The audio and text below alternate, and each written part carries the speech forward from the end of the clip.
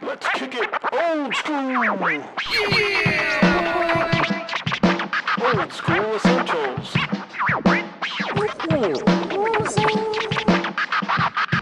The further adventures of the Thunderous Fury. All right. It is the Further Adventures of the Thunderous Fury, session 51. Time for the recap.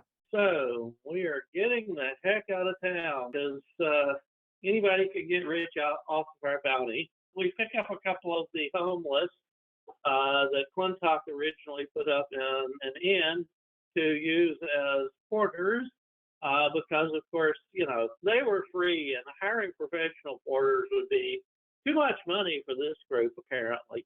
As we're sailing down or up the river, we decided to open the rest of the urns to see that we got to the tomb to see what the hell they are.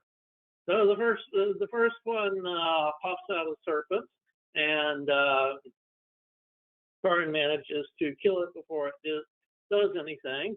But the next one pops out another serpent, and unfortunately, Matthew, who is closest, dies. So one of our porters doesn't even make it an hour outside the town before he's dead. And then the third and last one that we were opening popped out a scroll of cause/cure disease. So in any case, we got down a quarter. We decide to stop and get another one because hey, human life is cheap, nothing to worry about. So we stopped at a little hamlet that had a farmer's family with the son who were offering to, take out come out and see a great adventure, herding yaks, of course. That is just going to be his great adventure. But hey, the rest of it, he can watch the rest of us having great adventures. So we managed to hire him, and we start getting close to the tomb, and we start seeing all sorts of bones on the ground because apparently hobgoblins leave memorials. And even the more, how shall we say this, larcenous members of our group decide that screwing around with hobgoblin memorials when we're on the way to see a bunch of hobgoblins that don't want to piss them off is not a good idea. So we pass bones and bones and more bones.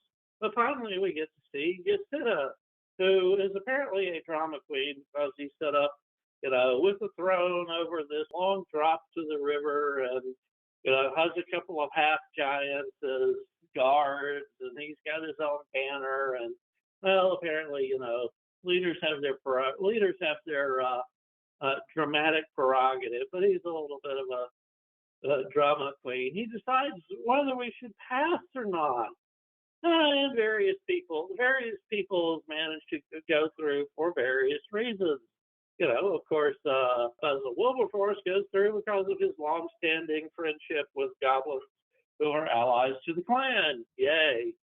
Karn goes through because he is, he is too much trouble to deal with. Nope, don't want to hear it.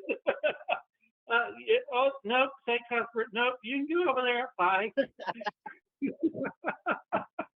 Oh. Cuthbert, we're allies. Yeah. And most of the rest of us make it through based on the tale from the tomb and the embalmed white snake that he can use to see. He loves his ice snakes, etc., etc. But he decides that we're going to provide the feast for the night, and we have to give up a yak. Orion grumbles under his breath about, I bought an extra yak for a reason, but oh well, I guess this is the reason. But no, that's not enough. Clintock always has to stir the pot and suggest an arm wrestling contest. So our local Basil X does actually manage to eke out a win in the first arm wrestling contest. We get started on the feast, where Orion unveils his ballad about the tune that he made together for the two. And that seems to go over pretty well. So, of course, Clintock, who, never mind we succeeded once, we can put it aside now. No, Clintock has to push things again and propose another arm wrestling contest. Indeed, that again is a very hard fought. But finally, we managed to win, only for Yasida to push a third arm wrestling contest because apparently he isn't happy about his half giants losing to some puny little human. Except this time he wants to take Remy if he succeeds. We don't tell Remy about this. She's off in the corner. She can deal with this if it actually comes up. So once again, we have this arm wrestling contest, except Basil X unwisely pulls out his rabbit flag, which Yasida starts eyeing as a possible magic item since he hates magic. Clintock, in a rare fit of sanity, manages to talk him down, and Basil X actually manages to win yet a third time. Well, Yasida gets a little pissy and says, I don't want to see your faces here when I get up in the morning. So we decide that moving out that night is a great idea. And, we very carefully start making our way down the side of a volcano in a freaking snowstorm, where, of course, we managed to lose our other porter from the city to a mudslide. Well, poor city folks, they shouldn't have come out in the country. In any case, we find a barren spot that we can camp, put up a nice fire. Orion does his little, help people get relaxed, and we have a decent night. And decide that we will wait for Yasida's supposed safe passage banner for at least a day to see if we can't, because we can actually see signs of the next hobgoblin camp on the horizon, and we don't want to go there without a safe passage banner. As we go on, it's a strange landscape, geologically speaking, and Clintock's gem finder tunes into something. There are gems that way. So we wander through some strange mushroom patches, Orion having nasty flashbacks about the Underdark on those, and finally come on into this great big rock with crystals embedded with it, and some strange reptilian-looking thing poking at the rock, apparently messing with the crystals and doing the same thing we are.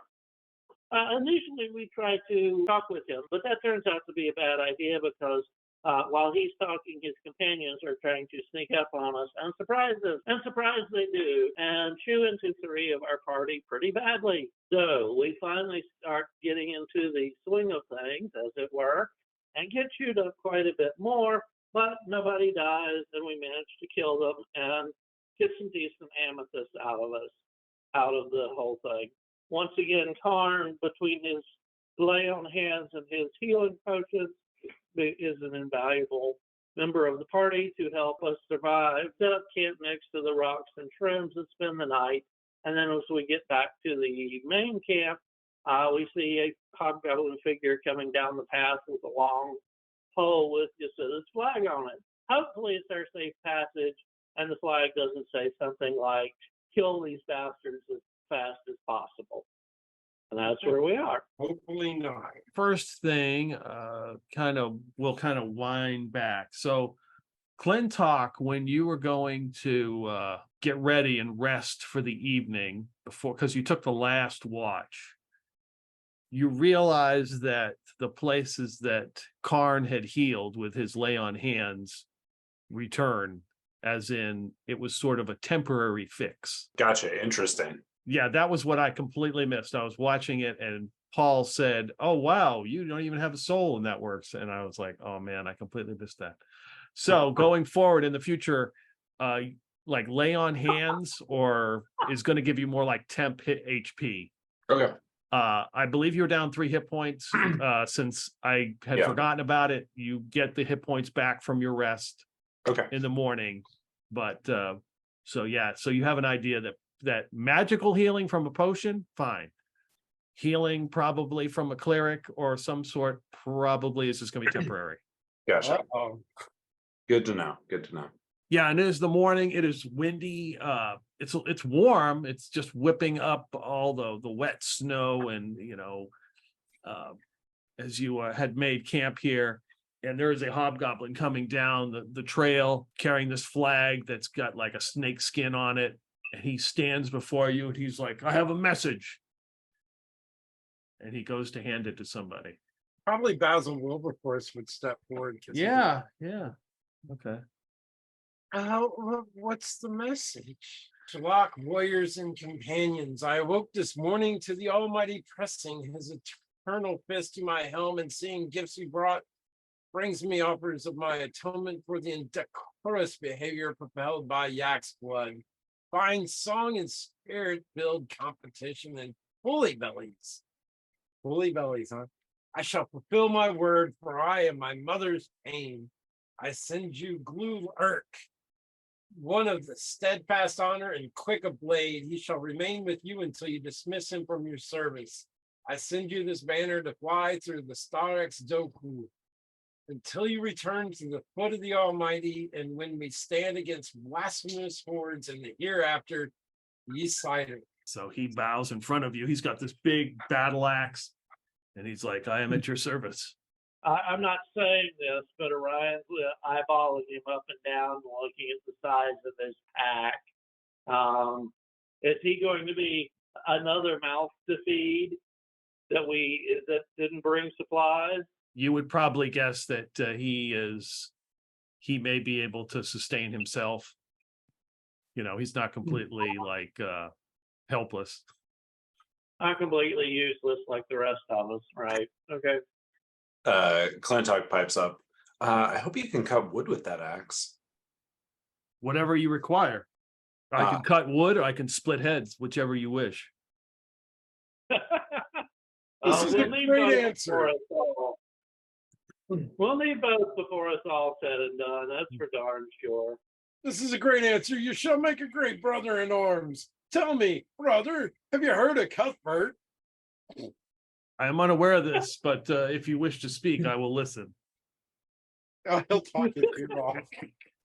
You're gonna strain the poor guy's honor there. The relation. All right.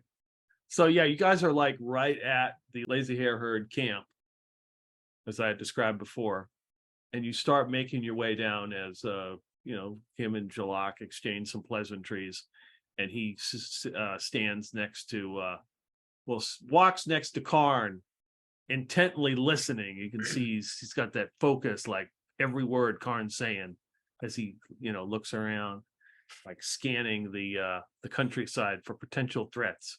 So you come across the camp. It's just a bunch of tents, and there's small little fires going. There's a couple hobgoblins, probably like 40 yards away from you, practicing some kind of fighting with somebody watching them. And the one guy knocks the other guy down and goes to stand over him, and then the supervisor takes 2 steps and clocks that guy in the back, and then yells something at him. Probably Basil Wilberforce would hear something and don't never turn your back to the potential enemy or something. Gotcha. And they're singing songs in the camp. They all kind of stop at one point and watch you go by, and they seem to be watching you and you and your 10 yaks as they go by, and they're whatever they're eating that probably doesn't suffice. As fresh food is moving by, and your new friend there waves the flag, and he looks at them, and they just kind of give a nod. And there's 6 or 8 soldiers on the other side of the road coming through the snow, singing some kind of song, and they stop as you go by. They're heading back into the camp. So there's certainly a lot of activity right here. Soldiers, you mean hobgoblins? Correct. Yeah, right. This would and you see the flag of Yasida over the camp like you'd saw before, the same flag that you have. Yasida, sorry. No, yeah. That's fine. That's fine. So in general, we stopping here, or we just or we just headed on? Because it's still what? It's morning, yeah. It's morning. Oh, yeah. So probably headed on then. So you're moving. There's just small rolling hills and like rocky outcroppings. The gem finder does not locate anything in these rocks, unfortunately. With narrow passes. Every once in a while, you see these patches of like sage green mushrooms. They're like an inch tall, and they grow in these clusters, like on the side, like right near like where these rocks are. Oh, wait a minute. We got a local guide now. Next time I see a patch of those mushrooms, Orion will, tap our guide. Well, what's our guide's name, by the way? So I refer to him. Blue Earth. Blue Earth. Okay. So yeah, since we got a local guide, once we get close to one of those patches, I'll point it out to him and say, what the heck, we've seen this thing several places before. What are they? Are they any useful for anything? And he looks at stuff. Excuse me, Mr. Karn. I need to answer this question. Karn says, that's okay. That already covers the morning ablutions to Cuthbert. We'll get to the mid-morning ablutions next.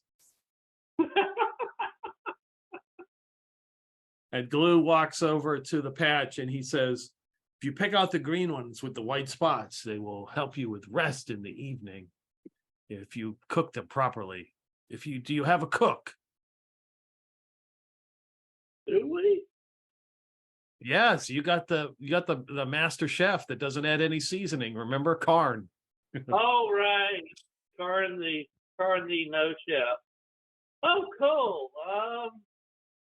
And while we were waiting for the banner to show up, we also ran across these red ones about knee high, and I'll describe those. And are they useful for anything? I'm unaware. I would stay away from them. I'm unfamiliar with them. Oh, well, okay.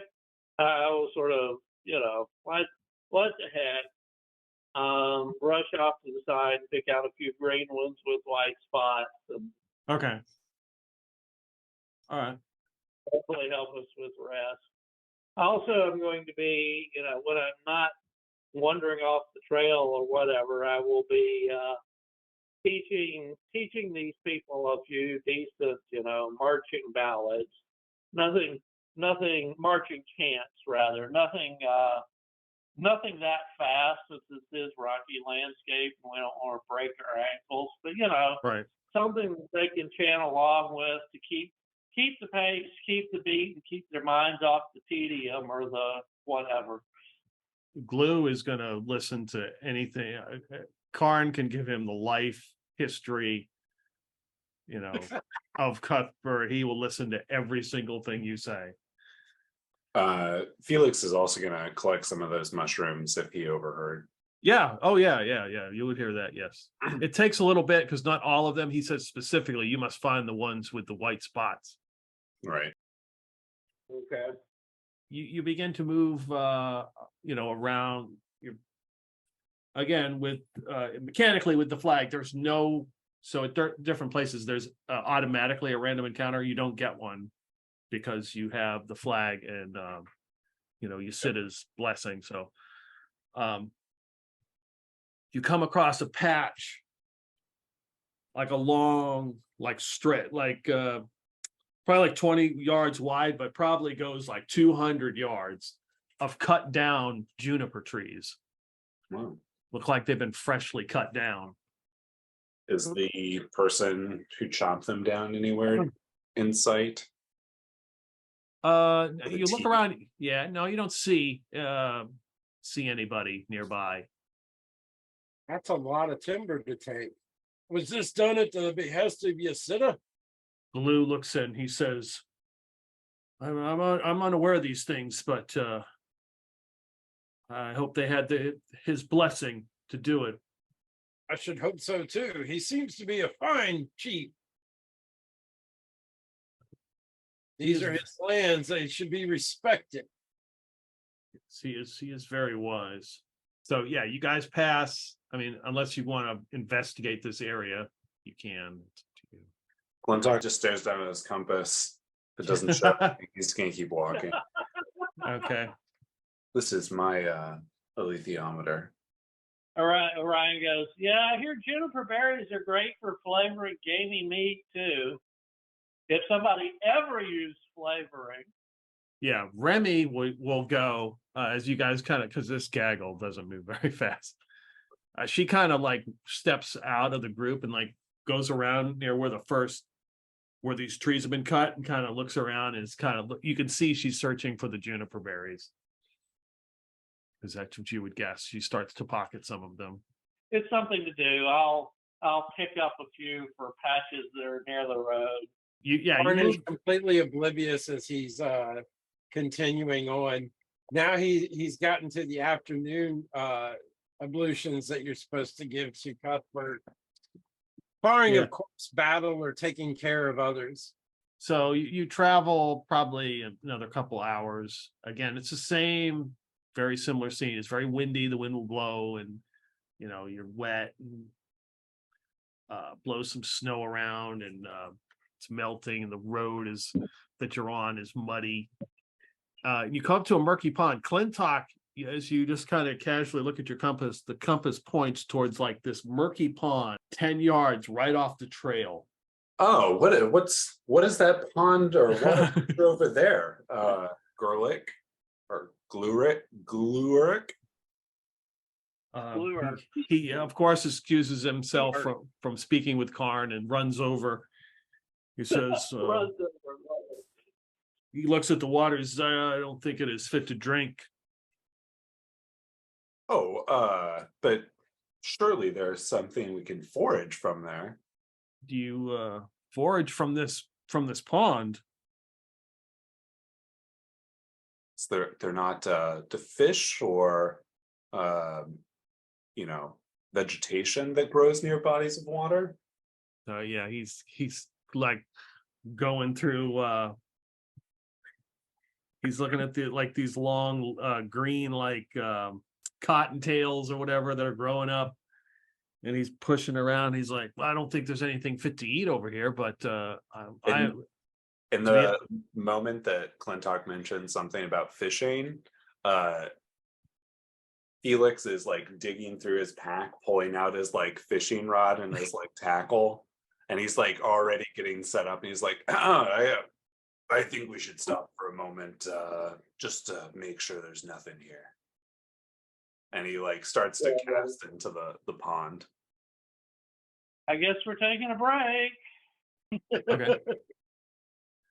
Yeah, give me a D6 roll, Felix. 2. You cast it like 6, 8, 10 times, nothing. Must not stalk this pond. He packs up. While this is happening, Clintock is definitely like wandering around, glancing, but not trying to make so other people don't see that he's looking at the compass when he does this. You're triangulating the gem. Great. You would guess it's probably somewhere in the middle of the pond. Glurk, how deep do you think this is? He takes out his bat. He steps like right to the edge. He sticks his battle axe in. And it goes down pretty. He's like, and he's beyond my head. Orion wanders over to his yak, pulls out the 10-foot pole that he has, and just passes it to Clintock. Oh, wait, thank you. What a nice measuring device, and like he stabs it in to see how far deep it'll go. Yeah, you step to the edge and it's muddy, and you get it probably you probably got like a foot in your hand. So it's probably like 9 feet from right here at the edge. It may be deeper in the middle. It's not very big. It's not a very big pond. Probably like 5 or 6 yards, across to the other side. Okay. In that moment, he hands back the pole to Orion, and then proceeds to start stripping down to his skivvies. Okay. I'm just gonna go for a swim. I'm feeling a little bit hot. I need to cool off here. Orion will say quietly so the rest of the party doesn't hear. And what happened the last time you decided to go off and chase gems? I remember, let's see, a large number of monsters, forced marriage, all sorts of fun. Such as the life. Oh no, wait! The last time was the trogs that just about ate us day before yesterday. I don't know what you're talking about. And then like sticks his dagger in between his teeth, with the compass like on a basically like a lanyard around his neck, and like dives into the pond. Karn takes out his sword and a sharpening stone and he starts to sharpen it. And when he gets done, he looks over at Glue and he's like, need to sharpen. It should be sufficient. Should we watch to make sure that your friend is okay? He likes to get in trouble all the time. If he needs help, we'll run, we'll help. All right. Orion goes back to his yak, pulls out his rope and a couple of the iron spikes, ties the iron spikes to the end of the rope so that, it's a weight that he can swing out, and then goes back to the edge of the pond. So when, inevitably he gets stuck, I can throw him a rope. Basil climbs a tree. Is there a tree nearby he can climb? There's some rock outcroppings you could climb up and try to get like an angle. Yeah, he wants to climb up above. He wants to see if he can see down into the water and get any kind of view, or is it too murky? Yeah, it's too murky. He's still trying and also thinking he can get advantage if he needs it. Okay. Felix, realizing that they're not going anywhere anytime soon, breaks back out his fishing pole and gives it another try.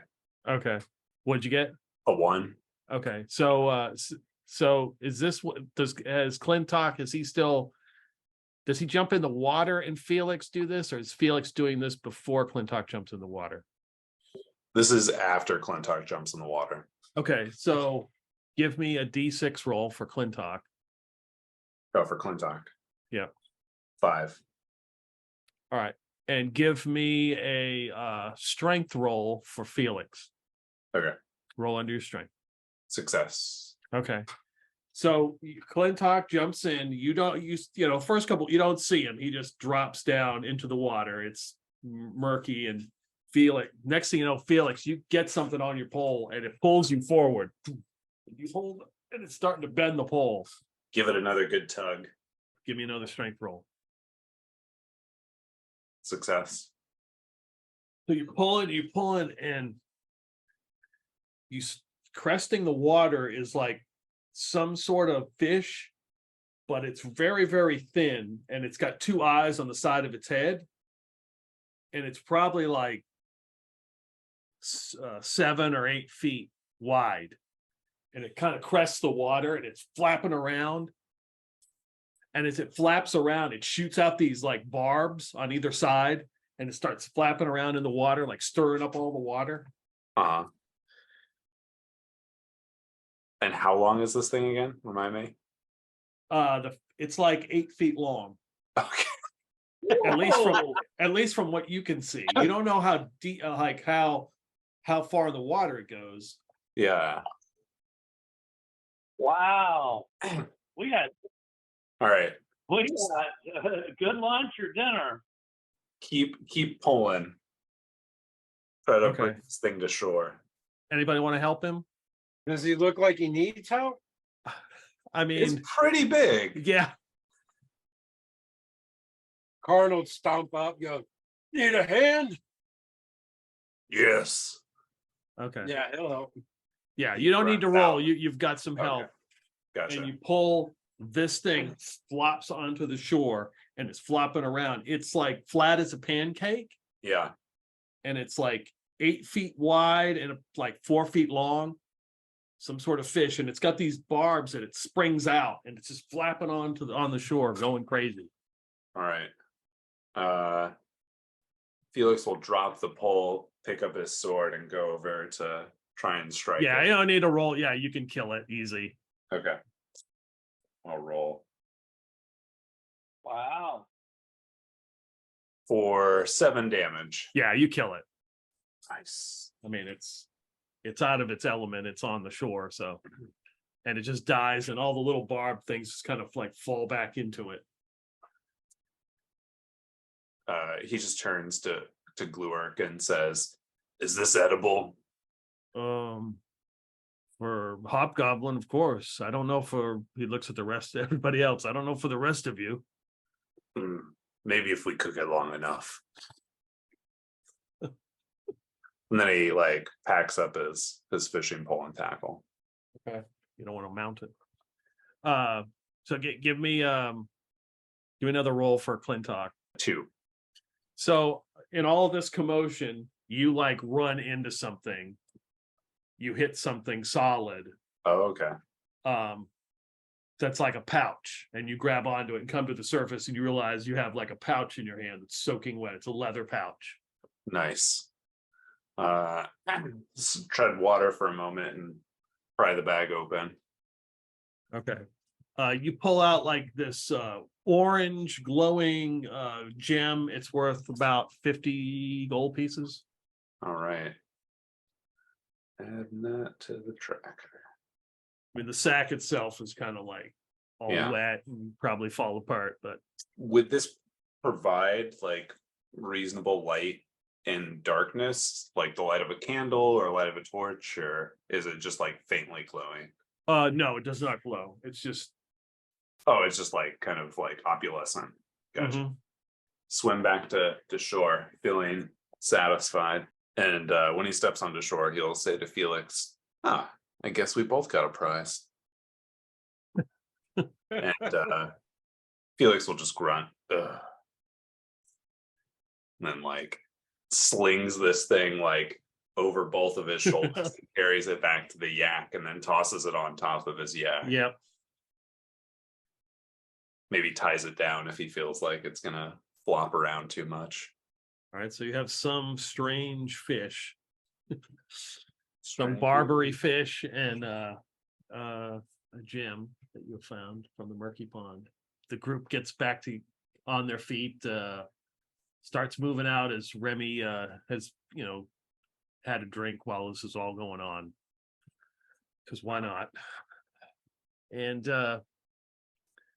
so you're moving through these little narrow passes, and you come to sort of an opening. There is like a fallen down house or something. You can see the foundation, but the roof is kind of caved in. You can see that the windows are kind of like boarded up.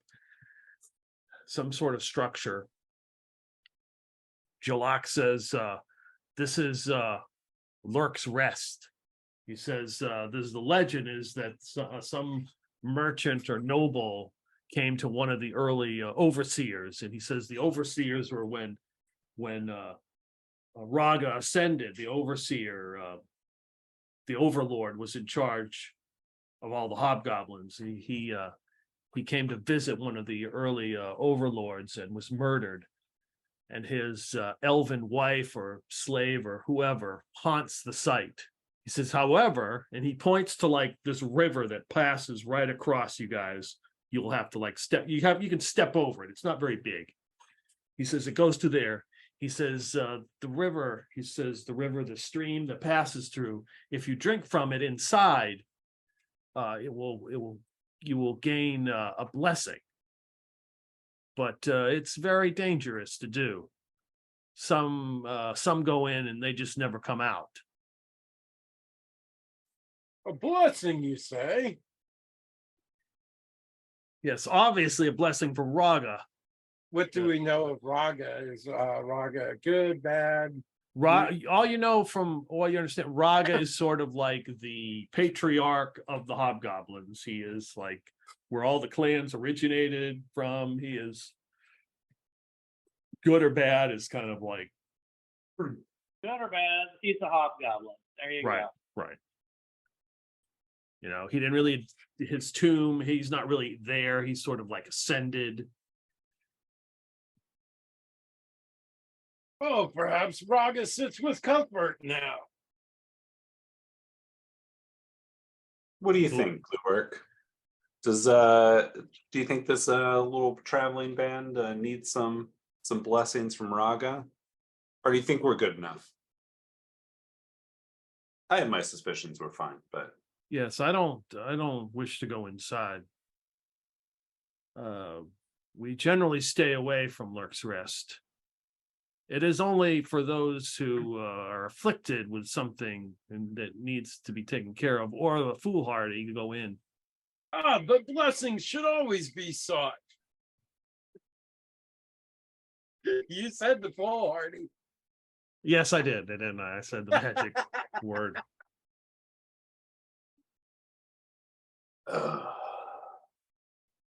Perhaps but a You moment go I shall seek what's going on inside here. Okay. So Karn gets his stuff together and Glurk's like, shall I accompany you? This is dangerous. As you wish. I will not force you to do anything that you don't feel comfortable doing. I do not understand fear. I will accompany you. If Cuthbert sits with Raga, then we shall be safe. And he starts to follow Karn, like down this little embankment towards this fallen down shelter. So you're supposed to what? Drink the water inside the Yeah, from the, fallen yeah, shelter? but you can see that the river, it's not a river. The stream goes right through the building. yeah. Oh, it was through the building. Yeah, it goes through the building. Like, you know, you can see it kind of goes under the foundation. And the legend is you're supposed to go in there and drink from it and you will be blessed. Felix goes, can't let them go alone. And then Yeah. rapes his Orion murmurs something about meat shield and all our damn healing potions and wanders on to Clintock, on the other hand, looks at the compass. No, you don't see nothing. The compass doesn't show anything. I'm gonna stay back and make sure Remy has some company. Yeah, and she's getting out some more drinks. She's getting out another drink. She's like, okay, I see where this is going. Basil says, well, I sure could use a blessing. oh God. You did say the foolish again, didn't you?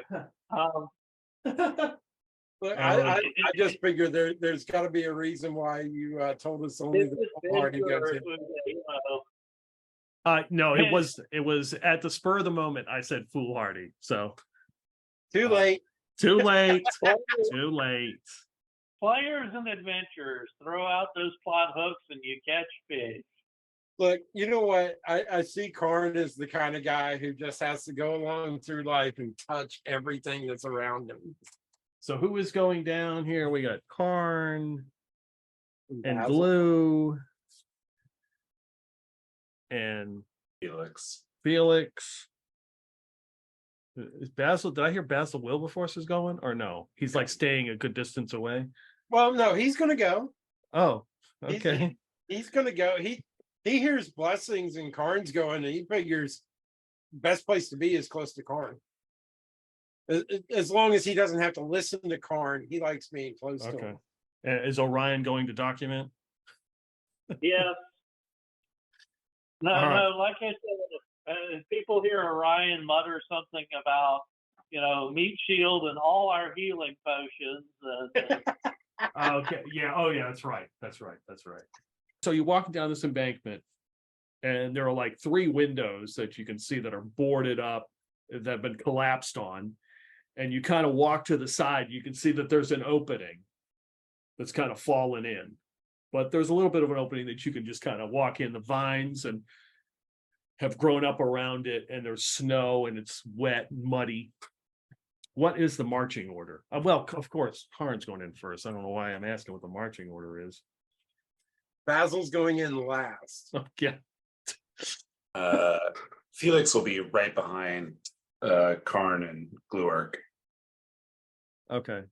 So Karn, as soon as you walk in, there's like rubble and stuff on the ground. There's vines everywhere. And immediately to your left, you see the distinct shape of like a fireplace that's filled up with trash and stuff. And like 25 feet ahead of you, you can hear the gurgling stream you can see it as it goes by. And there's a little bit of light coming in here. It's fairly dark. There's holes in the roof, of course. And you can kind of make out what looks like maybe a statue up on the other side of the room. It's got some moss or something on it.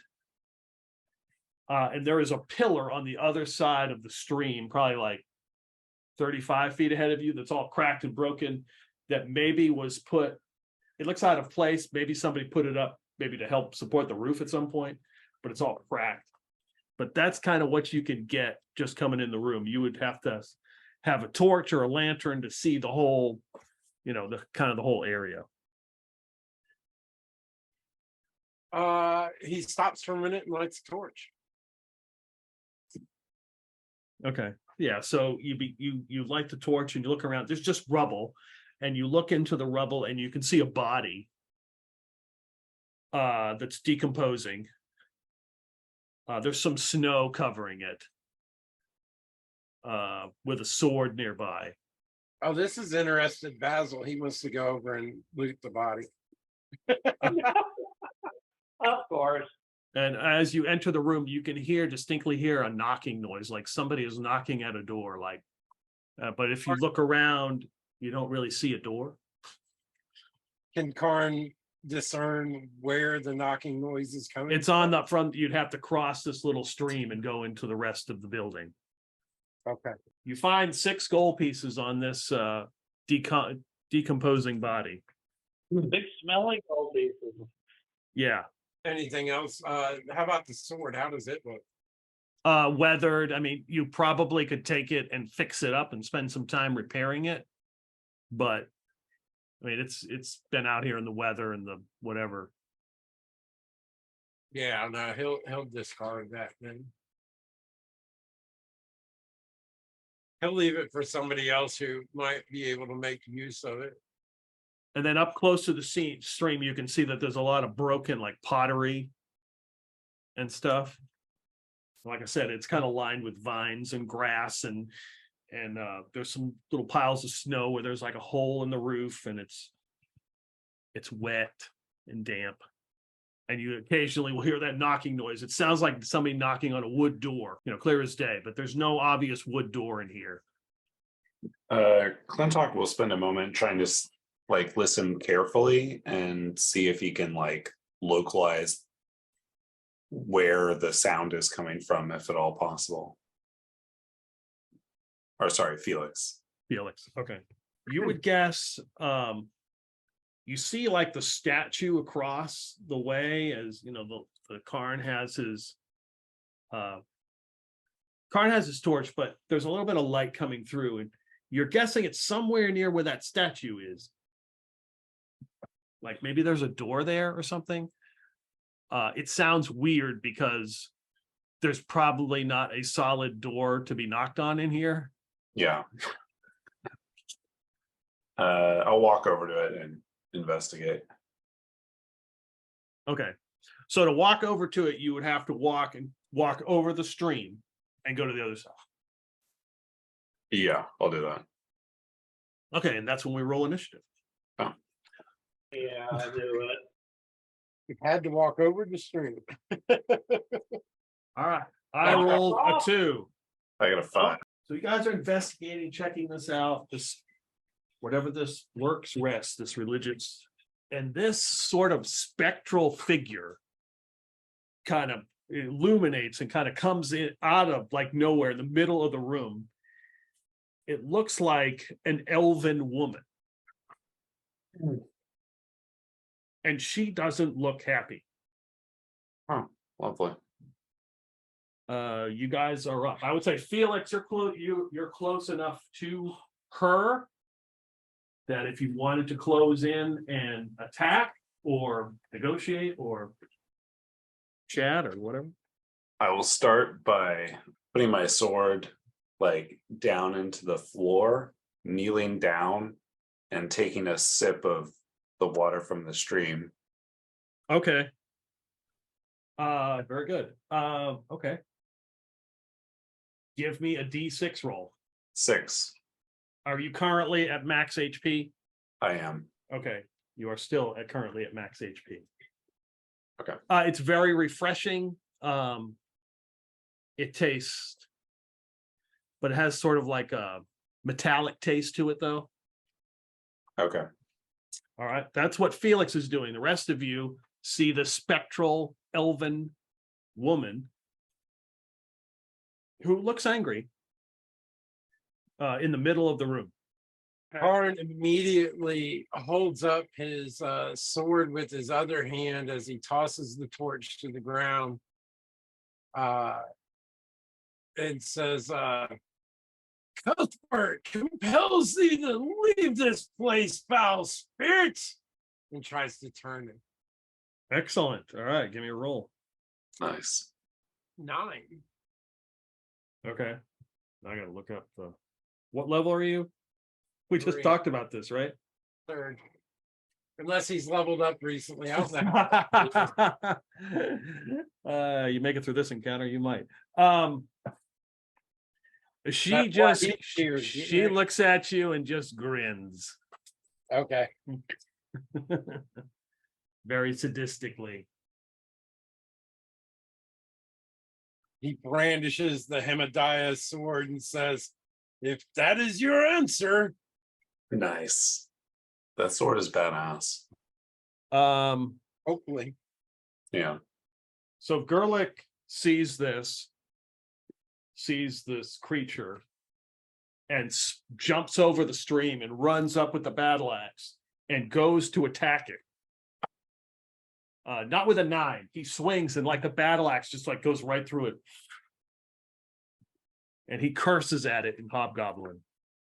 Basil Wilberforce has been around a minute. And he does have a couple of silver arrows. Okay. And he's going to shoot one at it. All right. Oh, yeah. 18, baby. Pluses. Nice. 19. That's it. 4 points of damage. So the arrow like hits her.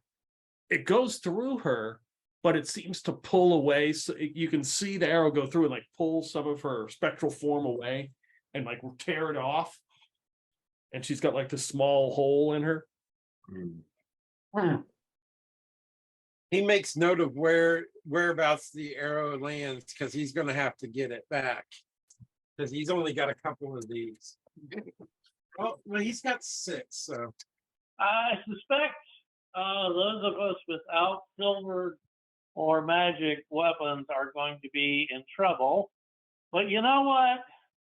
There are alternatives. Bird out.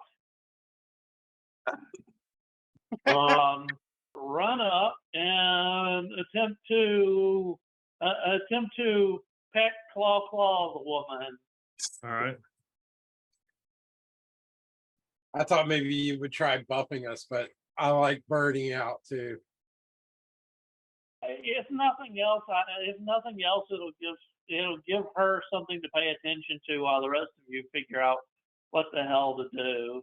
Yeah. The spectral can have level damaging. So that's not the case. We can hope. So the peck is a definite miss. A 2, even with the +2 that the bird gets, it's nothing. So first of all, I need to roll 1d6 for turns of duration. I mean, that's turns rather than rounds, so it ain't 1, fine, but it's still lots of rounds. All right, claw, 2 calls, 1 bite. So the next one was the 13. Does that hit? Nope. And then the final one was another miss. No way. Okay. So the bird in her face doing absolutely nothing whatsoever. I think that's everybody. So this spectral creature moves around and goes attacks Jalak, not Jalak, Blue. She speaks something. She says something to him. It's hard to tell what she says, but she says something to him, and she attacks him with a 4, and she misses. He just kind of like tries to duck out of the way, goes right by. It is the next round. I rolled a 5. Somebody get lucky. I can try. I get a +1. I got a 1. Was that Basil or Karn? Either one, Basil. Okay, Oh, Basil. gotcha. They both get a +1. All right. So she misses him and then makes a beeline for Felix.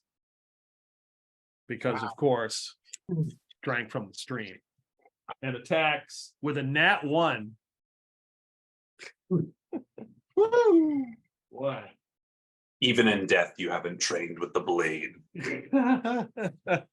Yeah, he caused her to laugh so hard she can't hit anything. Chief can't see straight.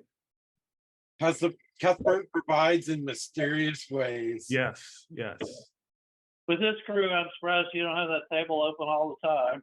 So it goes to swipe at Felix, and somehow, like, it swipes at you, and like looks like it winces in pain, and like you can see it like fall to the ground, and like cover its eyes, like it looks like it's looking at Karn, like putting its hands up, like trying to like block Karn's the view of Karn, and as it's fallen down.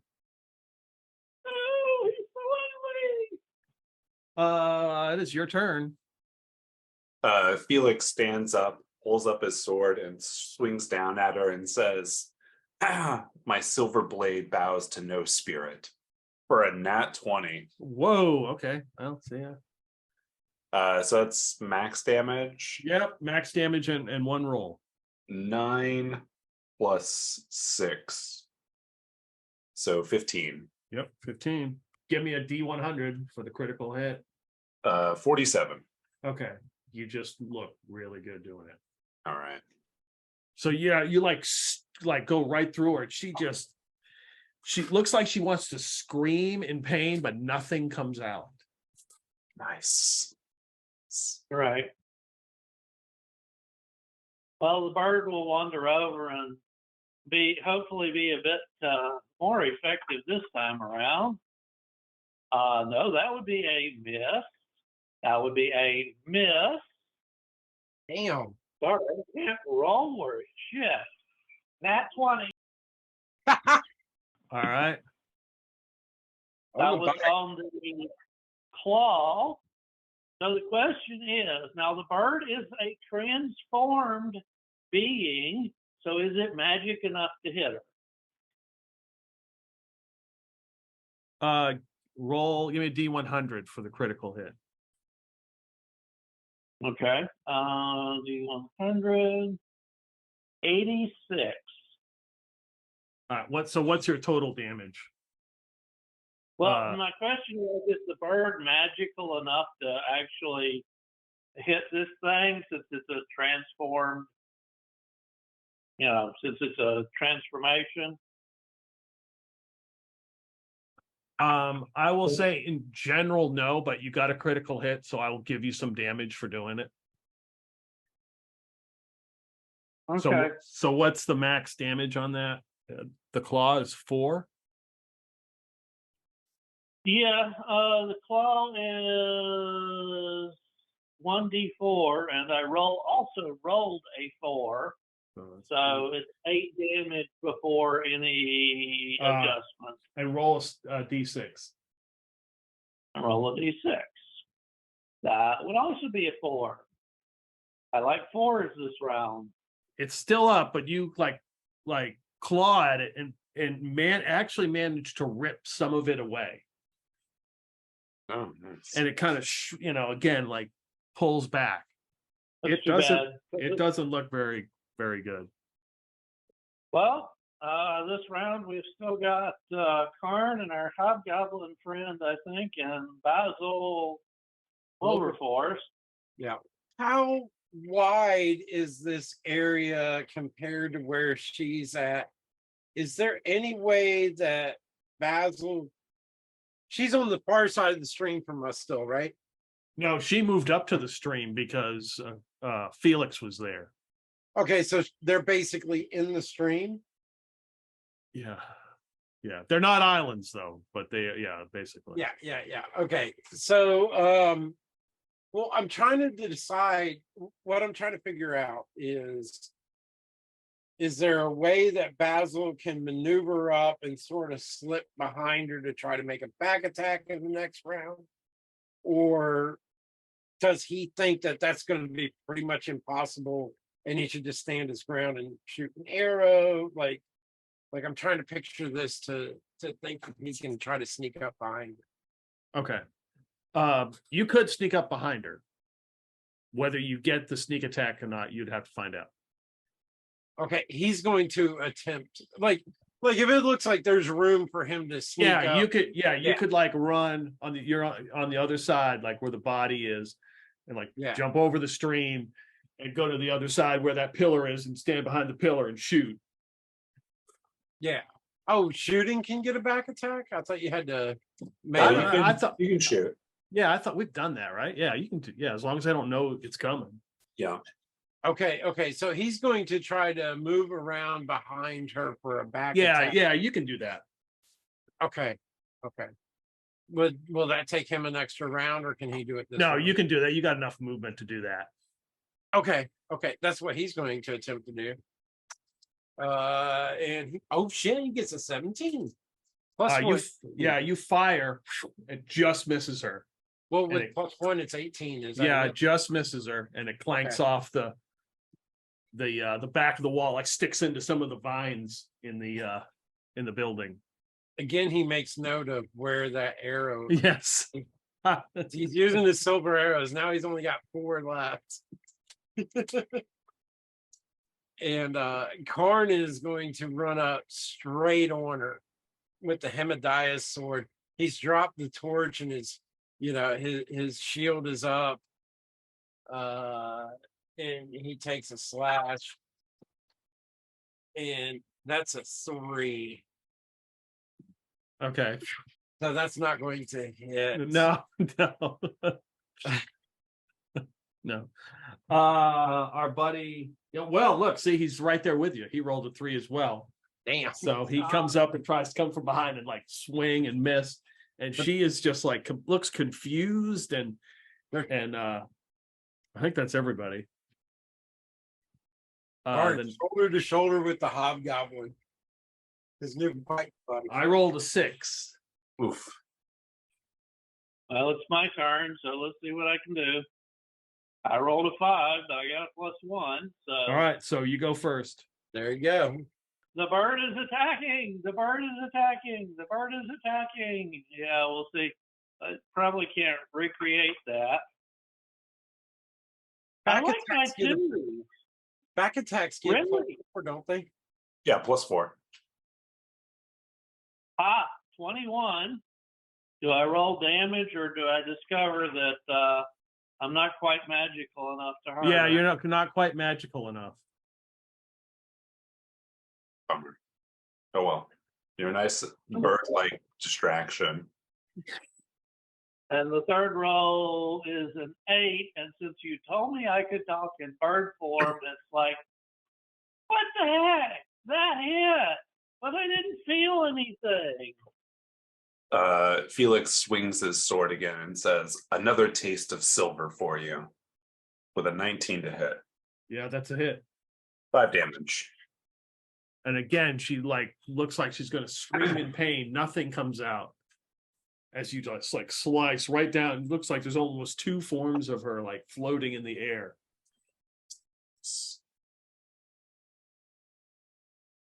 Basil Wilberforce is feeling like the bow may not be as good as he wanted to do. He's got her back to him. And so he doffs the bow on it, doffs his bow, pulls out that magical knife that he's got, runs up and tries to, double fist it into the Okay. back. Yeah. Let's see how this roll goes.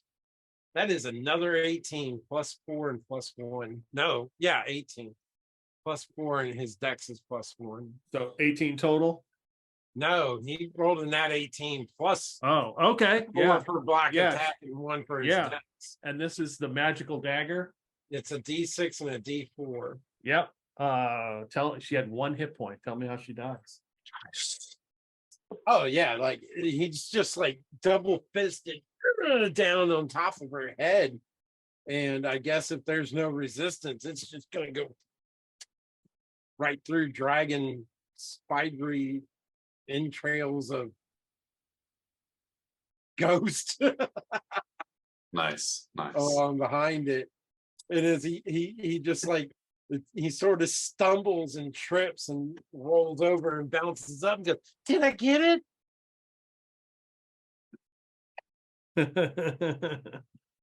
So you stab, and she just kind of looks. You can see sort of her face and her eyes as she lays on the ground, and her body starts to just kind of like dissipate away into the ground. And then she opens her mouth and lets out this death-curdling scream. Save versus death. Oh. Fuck. All right. Crap on a crutch. Save This versus. is a roll high system, right? Yeah, this is where you got to roll over. Nice. All right. 13 over 12.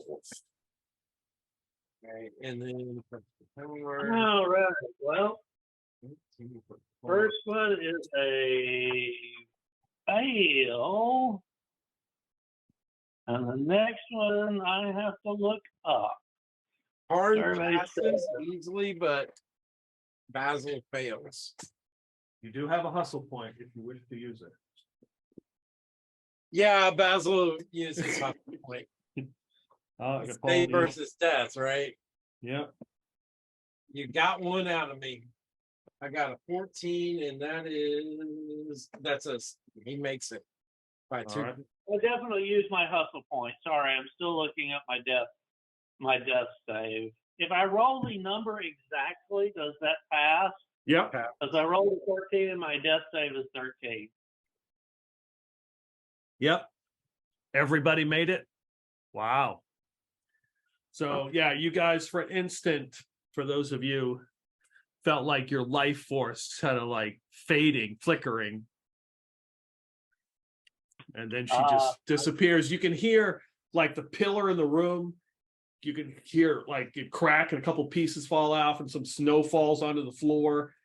And you notice that something else in the back of the room that, there's no light over there. You can hear it like crumble and fall. And then everything just starts to get quiet. And then all you can hear is that stream. Was that save or die? No. I mean, you would have, if you failed, you would have fallen into a coma. Okay. She would have started with, if it was at night, she does the wail and that's save versus death, and that's death. But since it was during the day, you didn't get that. This was sort of her death throw. Karn picks up the torch again and looks around the room before he goes over and takes a drink of the water. Okay. Basil's like almost instantly gulping up the water. All right. So if you're drinking from the water, give me a D6 roll. Tell me what it is. Basil gets a 1, Karn gets a 3. Okay. So Basil, give me a D6. 2. You know what? You feel a little smarter. You just got 1 point added to your intelligence. Oh yeah, 16 in. Let's see. Karn. Roll 3d6. 4, 6, 9.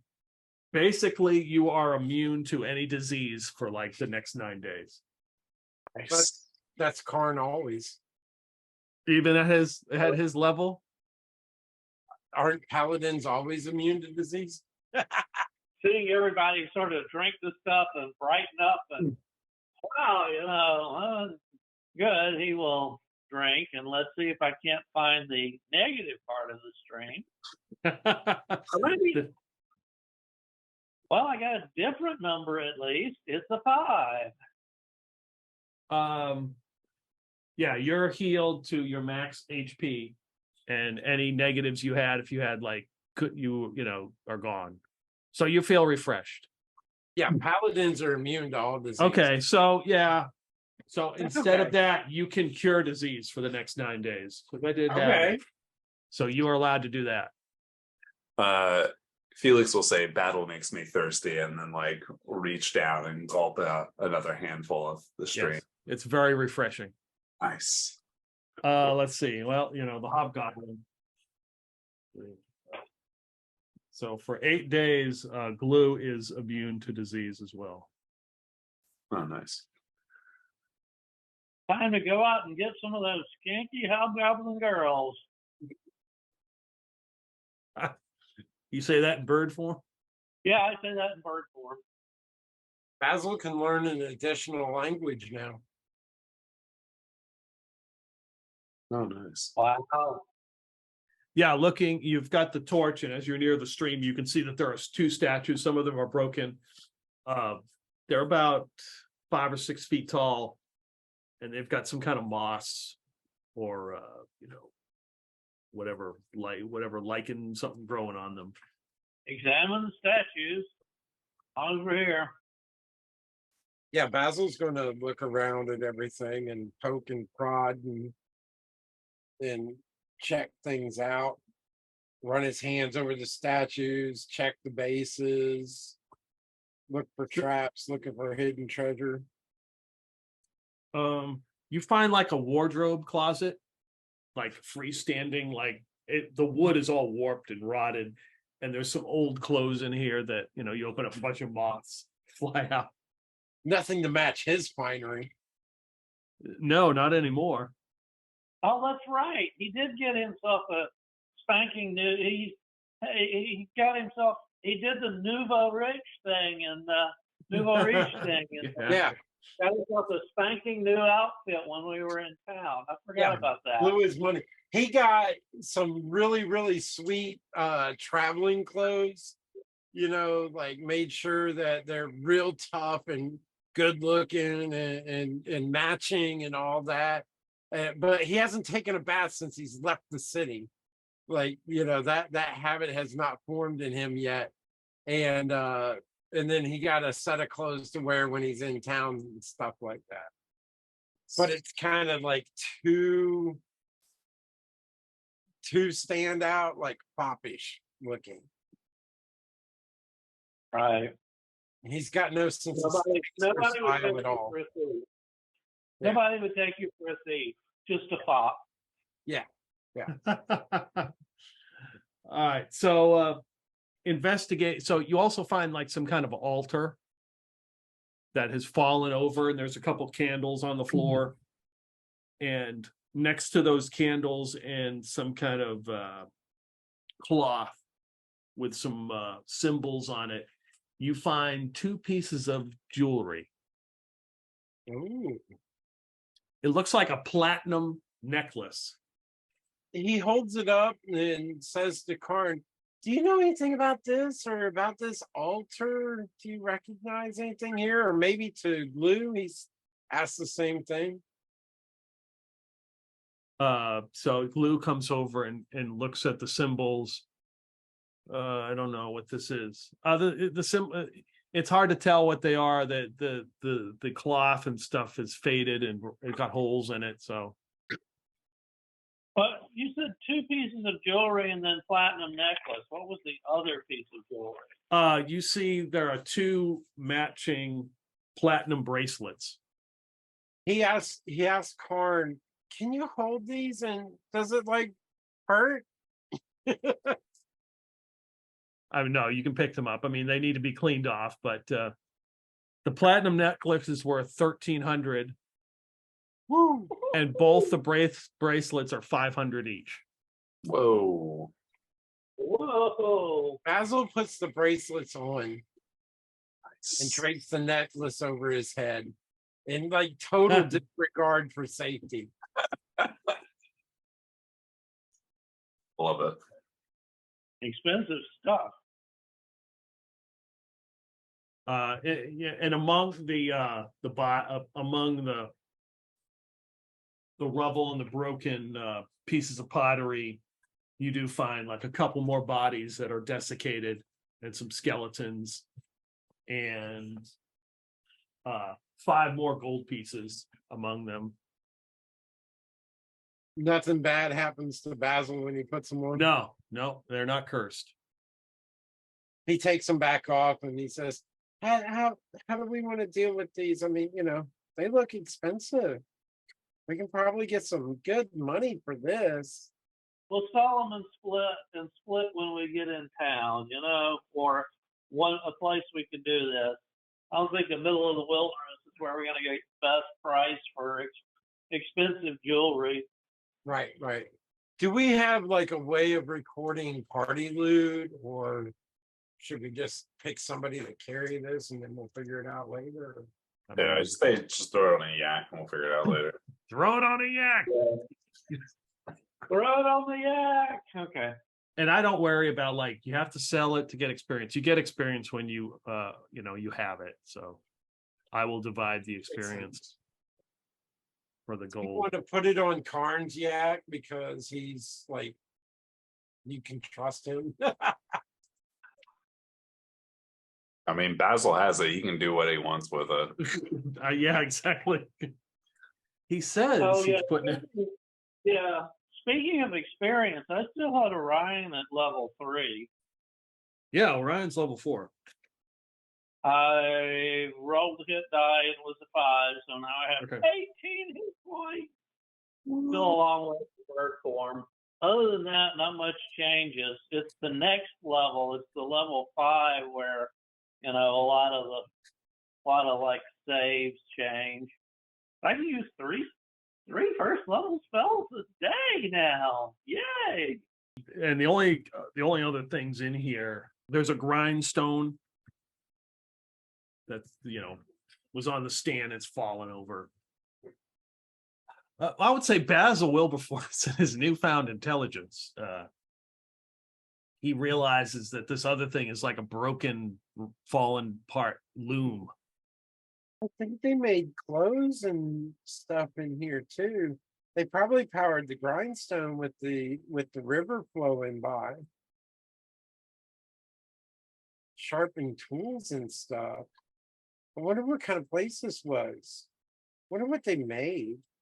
Nothing Apparently. anymore. Banshee. Hey Peter, strange question. Do you allow multi-classing? Short answer, I haven't thought about. No. Okay. I was wondering if Basil could get interested in magic, but that's okay. I'm open to any ideas you have, like how you wanted to do that. Okay, we'll talk later. Yeah. Okay. That reminds me of an admin note. I hate to, about magic. Scrolls. I had forgotten about this. So I don't go by the OSC rule about scrolls. So you got what was the scroll you got from the tomb? Was cause disease or something? Cause Right. of disease. Yeah. So my old rule was anybody can use a scroll. If if you cast magic, you can use it. If you don't, you got to roll under whatever it is, which is still applied. But I've broken them into 2 categories: simple and complex. So the person making the scroll can make a simple scroll intended for the masses to use. If they make a complex one, it's for a specific audience and only certain people can cast it. Gotcha. Okay. So just going forward, I will let you know. Like, hey, it's the scroll to mass kill. It's for everybody. No. So yeah, that's all that's in here. Glue is kind of like looking around. He seems satisfied at what you've done. He's like, I will report back to you, city, that you have vanquished this evil. Maybe this site can be used once again. And these blessings of Raga can benefit the entire clan. Yes, maybe Raga does sit with Cuthbert, Karn. I think we are on to something. The Banshee screams no more. Yeah. He claps him on the shoulder and says, I knew I would like you, brother. He likes his battle axe. So, anything else you guys are going to do in here? Are you going to tell your companions what's going on? Why wouldn't we? Yeah. Unless you stop him, Orion is, it's about time we make a Ballad of the Thunderous Fury. So Orion, Orion considered, and he got the idea after he made the ballad for about the tomb. So he's going to have to consider all his past stuff. But this will be the first verse of the Ballad of the Thunderous Fury he composes. The thunderous fury overcomes the screaming fury. And so he's sitting here working on, the Ballad of the Thunderous Fury. And this particular verse is about, destroying the Banshee. I guess my question is, are those who did not come down to help you going to tell them about the stream? Why not? Yeah, absolutely. Are you wearing your new necklace and armbands on the way back, Basil? You know what? Yeah, he is. Clintock will say, damn it. Maybe you overlook something, and then start heading towards the. Once he gets up there, he takes them off and puts them on the yak. Okay. Yak. But yeah, he's wearing them until he gets up there. Okay. No, his intention is because inside the party, everybody's been sharing with him and share alike. So he's got this self-interest in mind that he's going to have to do the same. So he's not going to hide shit from inside the party and try to make out. Outside the party, he's going to steal anything that's not bolted down. Oh, that's right. You're going to collect your arrows. Oh yeah, he's going to try to collect his arrows. I will say that you could get them both back. Okay. Considering Thank you for reminding me, because I was trying to remember that. Considering where you shot it and what was in the room and stuff, you'd be able to find them, and they're okay.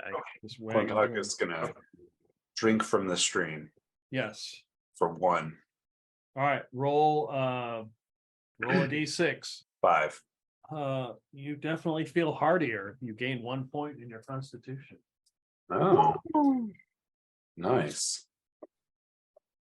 Damn, I wish I'd rolled a 1 when I'd done that.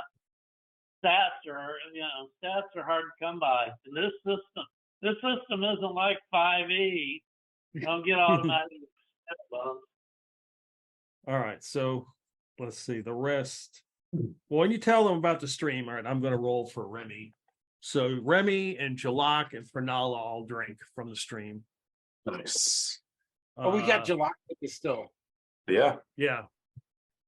So whenever you guys are in a fight or something, Remy has basically tasked them, with guarding the rest of the group, so you don't get attacked. Your yaks get attacked.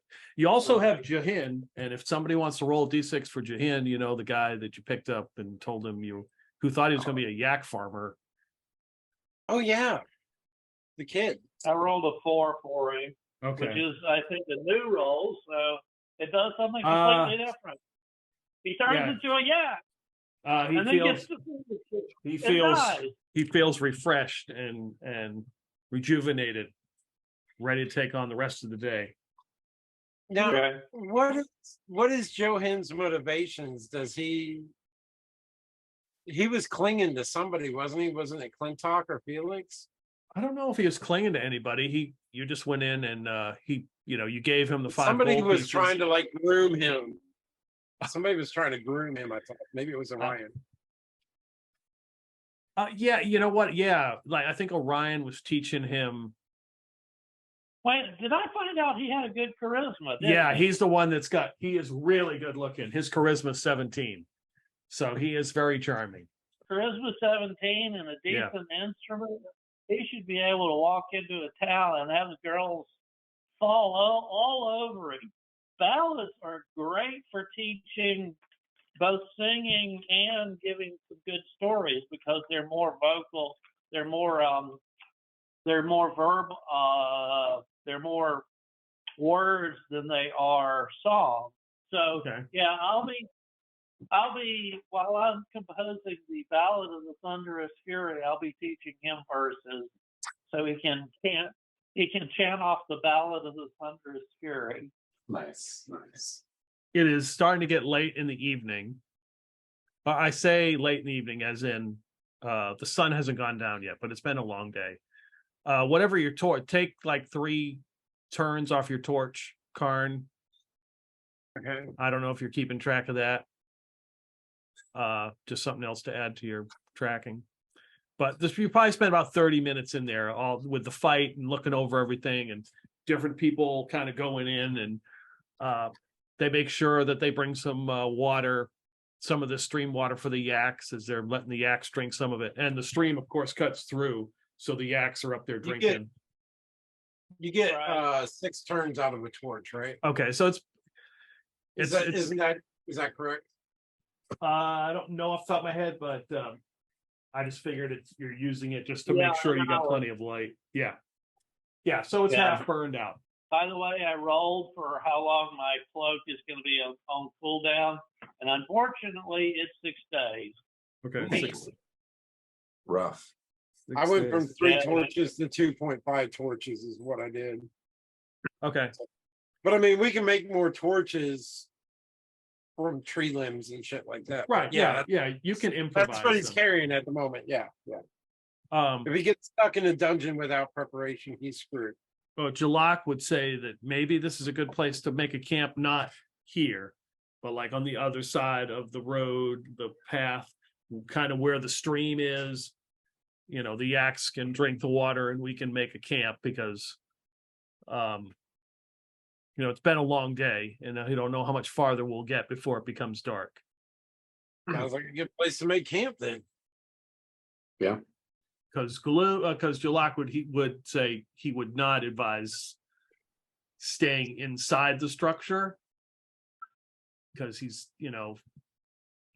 kind of superstitious about the whole. Glue, on the other hand, would say we can stay inside. We've vanquished this evil, so what's the big deal? But it's not his call. If there's more evil in here, where better to be than to dispel it than stay right here. Yeah, if we get a windstorm and it falls down on your head, you said it was fairly warm. If everybody, Orion's gonna decide to bed down outside. Carl follow the wisdom of the group. Well, if we must camp outside, we'll camp outside. Won't bother me any. So I imagine Karn is the guy who only takes off his breastplate to sleep. Like he leaves the leggings on and stuff like that. okay. But he probably takes off the breastplate, but something he can put on within a round or two. Get you start to get your stuff out. We're gonna say the same deal with the firewood, but building a fire, I'm gonna say that this is technically not good conditions unless you guys go inside the structure, you should have no really issue.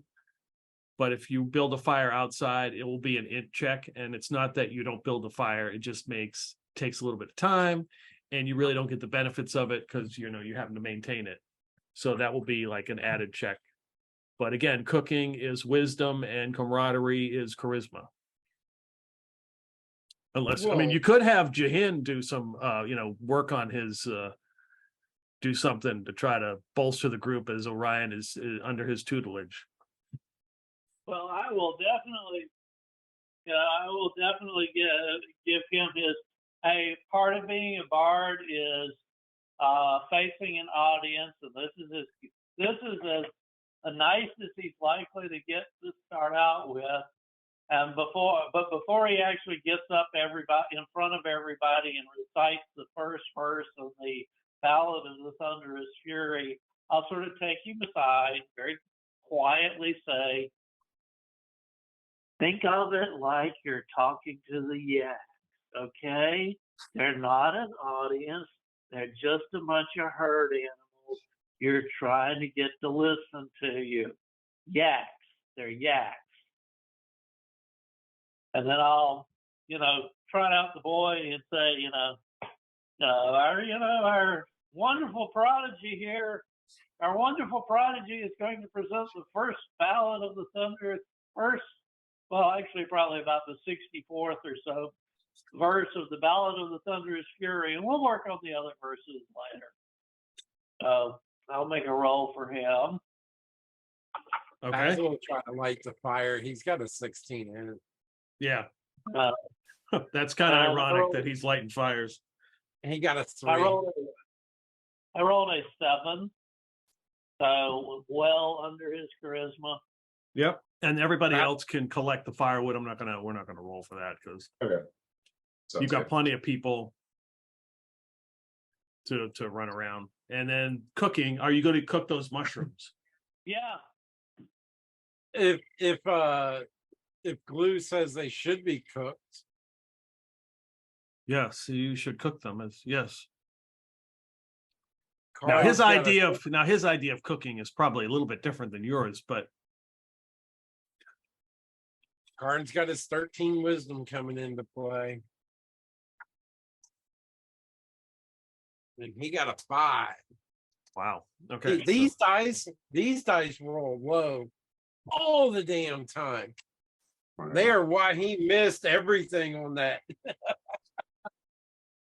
That D20 is horrible for high rolls. Definitely got the fire going. He's cooked up these mushrooms with no seasoning. You've set up camp. So what is the and Jahin gives this performance, like his one-time performance is excellent for, he might have a career as a bard if he can just get past, if he can just basically never get hit because he has 1 hit point. Well, we'll work on it. Not the hit point thing, but maybe he can eventually. Maybe he'll roll well. Maybe he will become a bard and actually roll well on his next hit die. Who knows? Yeah, and he's really happy that he's performed. And he's like, "Do you think Pernala liked it? I think she did." So, what is the watch order tonight? Did we figure out a watch order before? Yeah, you did.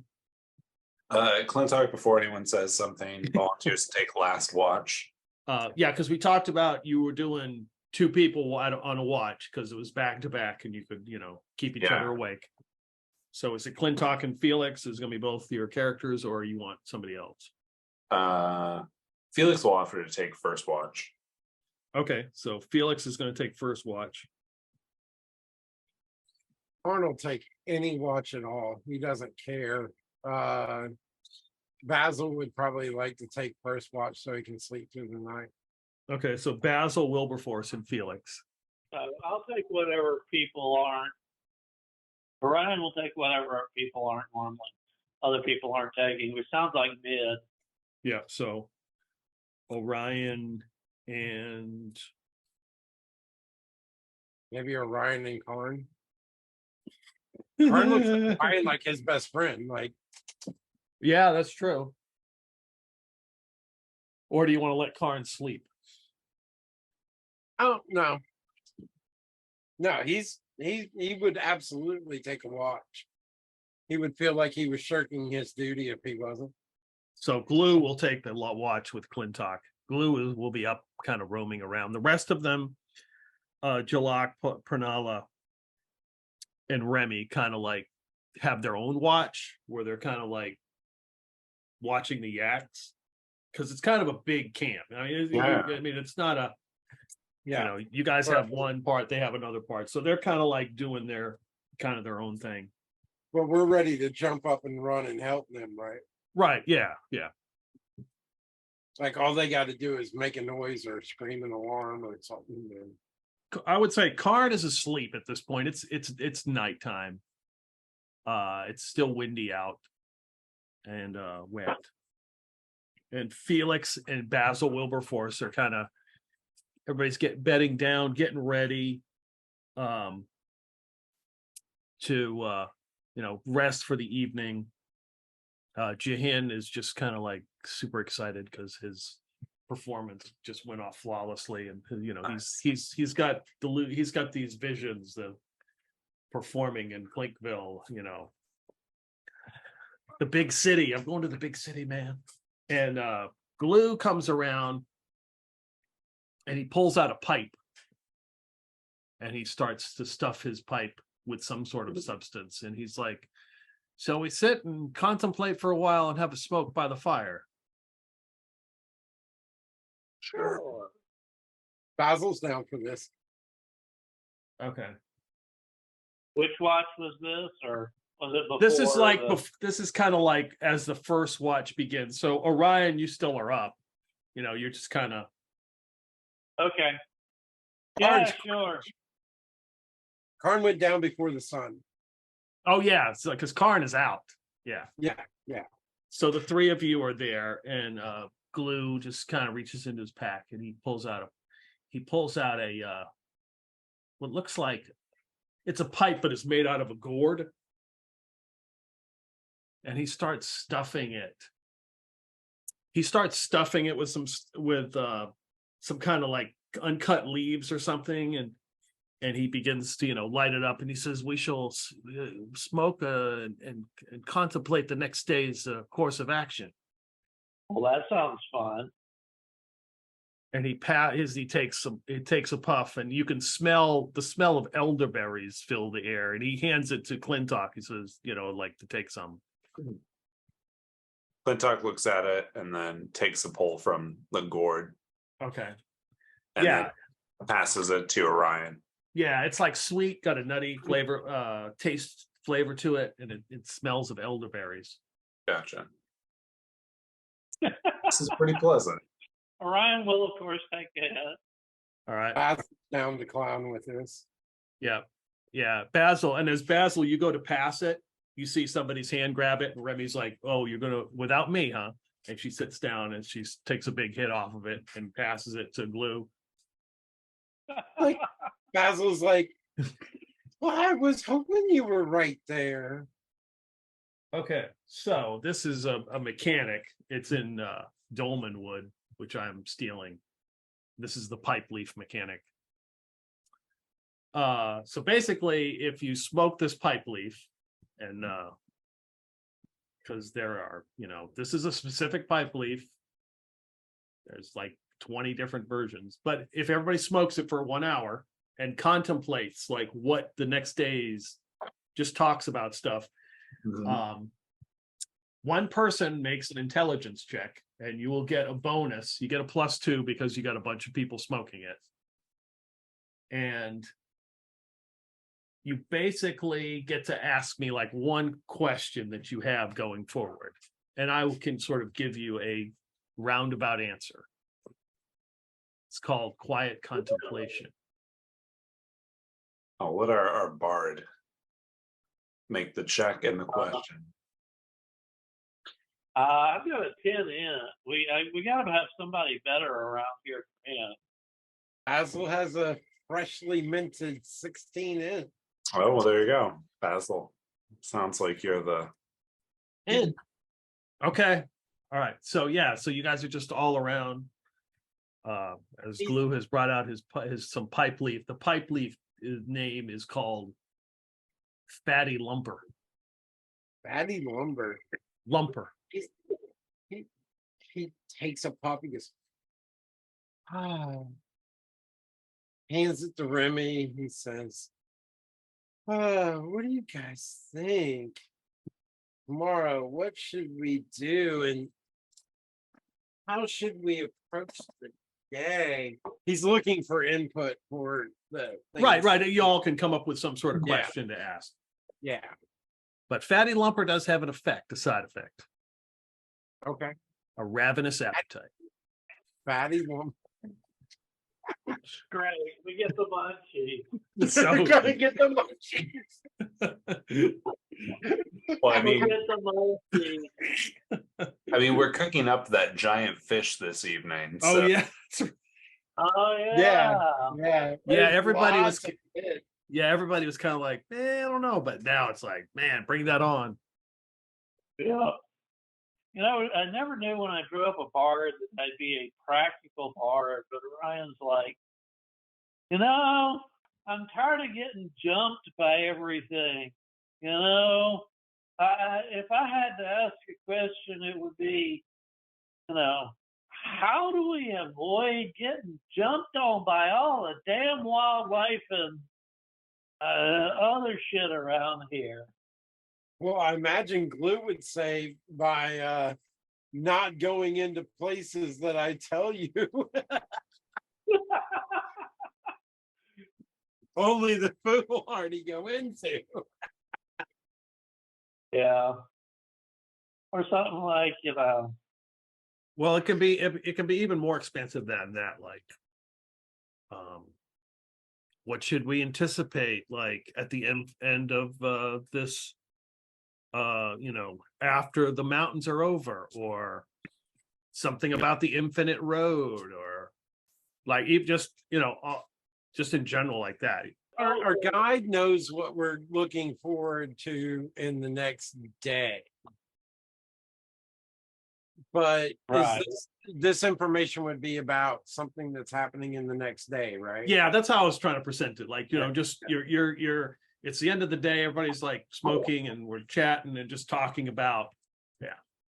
So we're asking Glue what the next day's travels are going to be like, and it would basically be something that one of us would intuit that says, "Oh, well, then we better have this ready."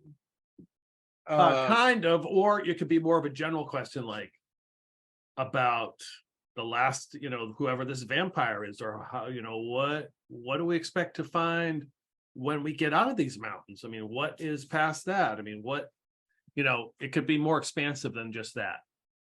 Oh, what do y'all think?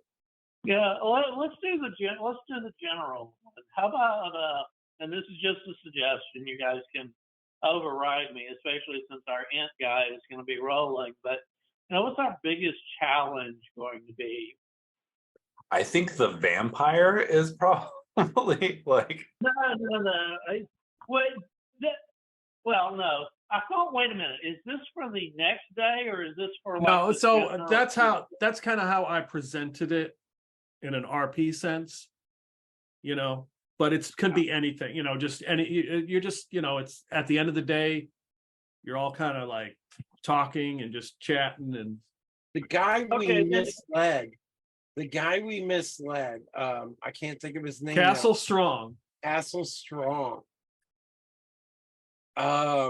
My suggestion would be to ask about, were we wrong to mislead him? oh, that's a fair question. I think that's an interesting option. I'll get behind that one just out of interest because he popped up more than once, so nice sort of loose plot thread there that we can maybe help nail down a little. So your question, were you wrong to mislead him? Is that what you're? Yep. Could we have trusted? Pretty sure that's what we want to ask. I mean, it's just the thing that pops to my head. Hey, No, That's fine. I'm happy with it. We're gonna get to do this more than once, hopefully. So Hopefully, yeah. you get the sense that he would have been very helpful to you, and he was not lacking in funds, as though it was believed by the party at the time that maybe he was poor, but he was not. And probably has no ill will towards you, considering the circumstances that you find yourselves in. Okay. If we get this again, maybe we can find a way to let him know where we really are. Yeah, maybe he wants a final adventure. But I'm sort of with Wes on. We need to ask a little about the vampire if we get to do this again, because Yeah, That's definitely. that's going to be the make or break, because if he wants to, he will just curb stomp the party. It'll be the Hydra all over again. It's not as the vampire dangerous. What we need to find out is, what is he particularly weak to? No, what we need to find out is how the heck we manage to work with him or avoid him, rather than, because as soon as we start a fight, we're dead. With a vampire? I don't think this is just any vampire, but fair enough. Yeah. This is a big bad who's lived for what, millennia, and he hangs out in an area that everybody else says, "Oh no, don't go there, you'll die." I mean, and that's where he lives. He's gonna be a badass. He's gonna be a badass, no doubt. Yeah. Yeah, no doubt. Okay. Do we have any idea how many days of travel we've got to him? It's a couple of weeks, right? Days of travel on this, like to get out of these mountains. To get to the vampire. Oh, there's no Because no it's the Infinity Road, right? Yeah, you have no idea. Yeah.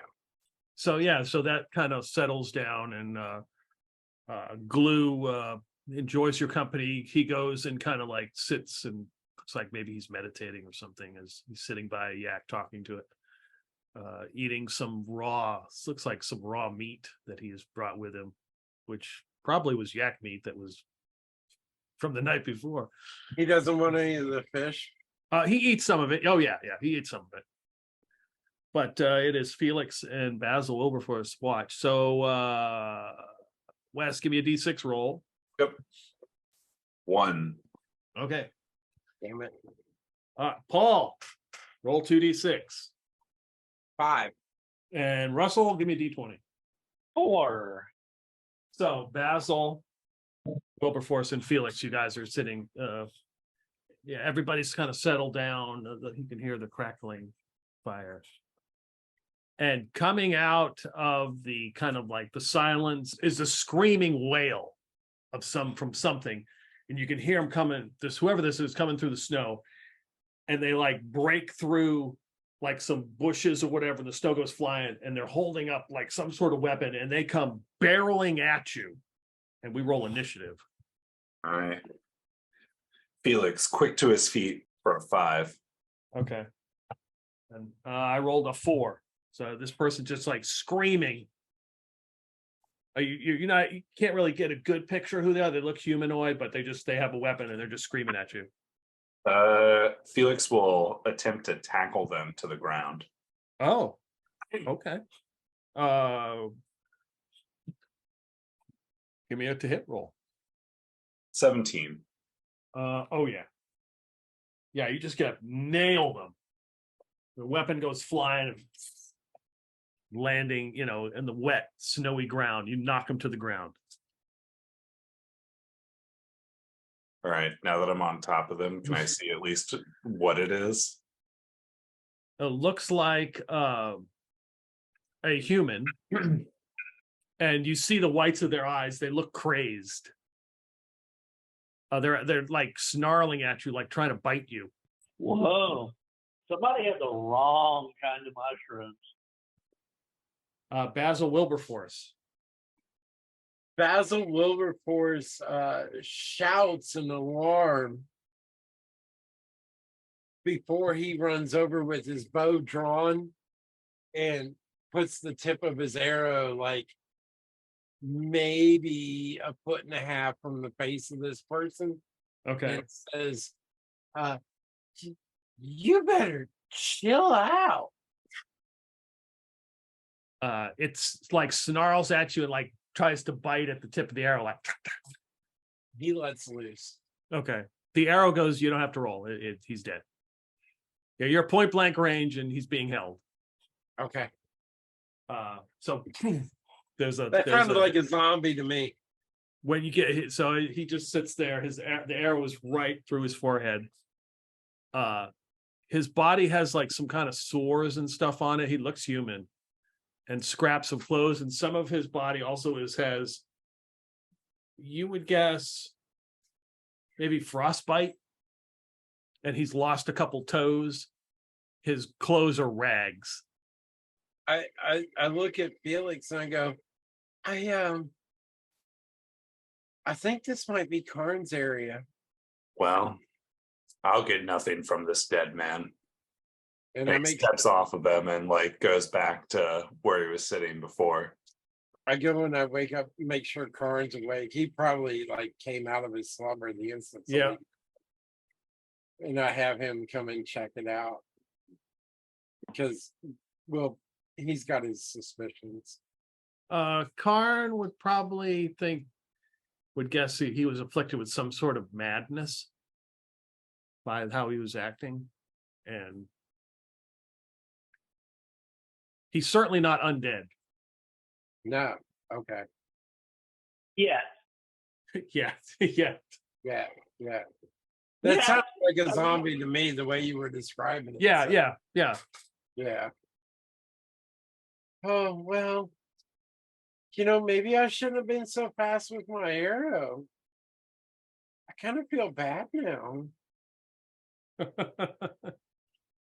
What can you do, though? I mean, somebody attacks, you gotta,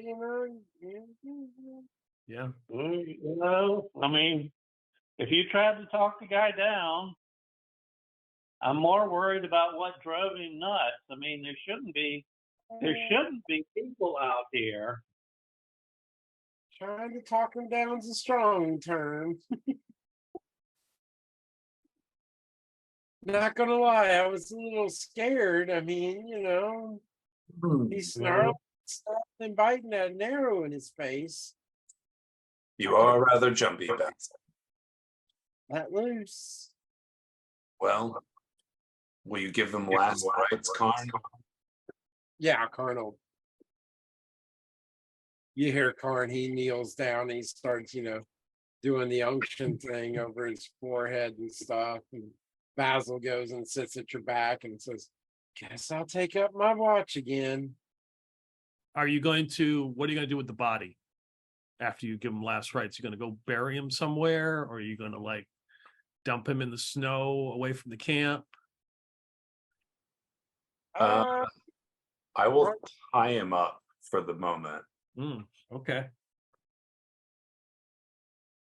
All right. Karn gives you a funny look. He's kind of like, you're really going to disrespect the dead like this? Well, it's not my concern. It's had its last rites.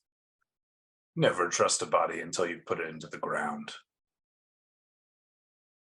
That's fair enough. Who wants to dig a grave? I'll dig one at the end of our watch. Wake me, I'll help. Another hour passes. Your watch has ended. Paul, give me a D6 roll. 2. Russell, roll me a D12. All righty. 5. And a D20. Wes? 15. So as you go to the watch end, so each watch is roughly 3 hours. I'm figuring like 9 hours, sort of give or take. Yeah. Yeah. Okay. So Orion is on duty, and Karn and Felix are digging the grave. Glue gets up, and walks over and kind of looks at the body, looks at what you guys are doing, and then he points out to you guys. There's like a faint tattoo, like where his like heart would be, like I mean, where over his left. He says this is he's associated with the Bloodskins. And you guys are unfamiliar with their symbol, but he recognizes it. He kind of like traces it for you, but it's hard to see. But once he shows it to you, then you're like, oh, there it is. Now I see it. Bloodskins were the ones that we attacked at the at that beach fortress, right? I thought we had seen the last of them. They've been known to. This maybe was not intended for us, though. No. Sometimes they, the slaves that they capture, they inflict with some sort of madness that makes them fierce fighters. But they are really just pawns. I'm disappointed if it's the guys from the fortress, because obviously Snappy didn't do a good enough job. Looking at the body, you don't recognize whoever this person is. But right. Glue says that the Bloodskins are probably in the area, probably not close to the camp, but they are probably around. Oh boy. He may have escaped from their whatever group they have. It may not be an accident that we're seeing them here. They can't be happy with us. Is it possible they followed us? He says they have been in the area because they may seek to retake Raga's tomb at some point. They're just waiting for the right opportunity. We can't let that happen. When we come back, we're going to have to help Yasida take care of this. Oh, we're not coming back. A reminder: we're not coming back through this area. Remember, Remy said her friend will give us a lift once we have the herb. Yeah, well, this Glue doesn't know that. Well, Glue would say that I will report back when I am released. We will send a message back. We are aware the Bloodskins are around. Clintarch just says, I'm sure there's some money in it after all. So yeah, you guys bury that body, Orion and Karn. Your watch goes well, but that will switch over to the next day. So we get the wonderful weather, which is always exciting here. Paul, give me a D12 roll. Let's see what that weather is. D12. I don't know if I want to roll low or high. I'll just do this one. 7. It gets warmer. Always a good thing. Yeah, it's getting warmer. There's like a warm breeze blowing through. Okay. And where you guys are, you can see a little bit of fog rolling over. Russell, give me a D100 roll. A 100? Yeah. Alrighty. Survey says 69. So Clintock and Glue are on watch. And Glue's just standing there. And you see coming down the road, should I say a road? The path through the fog, a woman in a cloak. And just looks like a typical adventurer. Boots are wet and just making her way down towards you. Clintock makes sure his beret is nice and straight and strides out onto the path to dust his clothes off as much as he can. Okay. So yeah, she's like walking with a I would call it a staff, but it's basically a piece of wood that she has broken off. And first off, the first thing you notice is she has got these oversized teeth that she's wearing. So she's like, hey, nice to meet you. Looks like you got a Oversized what? teeth. She's got oversized teeth in her mouth.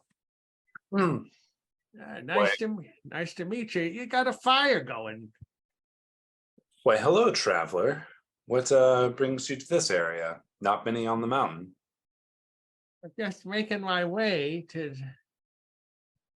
the northwest. She's kind of looking past you. I see you got some yaks too. Yes, a few. Just a few. Where's your final destination? If you don't mind me asking. Oh, just sort of a wandering type. Huh. Wandering out here all alone? These mountains are dangerous. I'm not alone, my friend, at all. And she takes her backpack out and she has this glass sphere that looks like it has like a rag doll in it. And what is his name? Her name? Their name is Jolene. She keeps me company. She puts it back in her backpack. She can get chatty at times. Well, Are you going to be making breakfast soon? If you would like to stick around for breakfast, yes, we're happy. Are you inviting me? We're happy, but I would be remiss without asking for a donation. So, we don't require payment, but it's anything is appreciated. We will take money or goods. Or services. Services, you say? Oh boy. And which way are you headed? Further down the mountain. I think I smell something cooking. And she kind of like walks past you. Starts to head towards the group. The camp, I should say. Yeah. Did she give her name? I can't remember. No. Okay. I will follow behind her and announce this is a fellow traveler of the road heading northwest.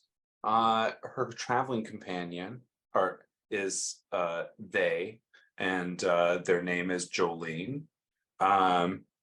She said that she would be interested in offering some sort of service, I believe. Not quite sure what, but I'm sure she'll prove herself useful. Is there yak on the menu? No, sadly, no yak. But we do have a local aquatic life that we'll be serving this morning for breakfast. Fresh caught just yesterday. My. Yeah. I hear the locals consider it a delicacy. Are the rest of us up to see this? I was pretty loud about announcing her arrival. Yeah, I mean, technically the watch is not over, but you could be stirring. And she does not, though I may be giving the impression she's an old woman. She is not. She's probably like in her late 20s. She just has weird oversized teeth. Yes, she does. Right. Ryan will give her the hairy eyeball look like, what the hell is this? And just in case it's a fae, he will say the formality. You are welcome as a guest as long as you act as a guest. Of course I will. Who's doing the cooking around here?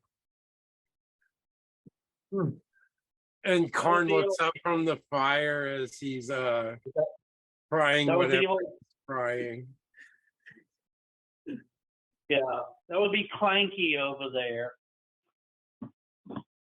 He creaks as he looks up. Hello, madam. What can I do for you? Whatever you're serving this morning would be nice.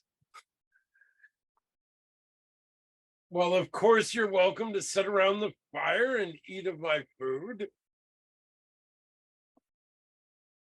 Karn is not going to, he's going to share food. Okay. Yeah, she kind of like cops a squat and sits like intently watching you, waiting. She actually it reaches into her pack and she's got like some kind of like a ceramic plate. She takes that out and kind of wipes it down with her cloak. Like sits it in her lap because she's waiting for the food. Tell me, do you pray before your meal? Cuthbert likes a morning prayer when he can get it. Oh, wow. Who is this Cuthbert? She looks around. Oh, you haven't heard the word of Cuthbert, have you? And he begins to fill her in. Yes, trust Card to stretch the limits of any guest patience. There you go. He begins to fill her in on the word and the blessings of Cuthbert and how it will save your soul. You can tell that she is just listening.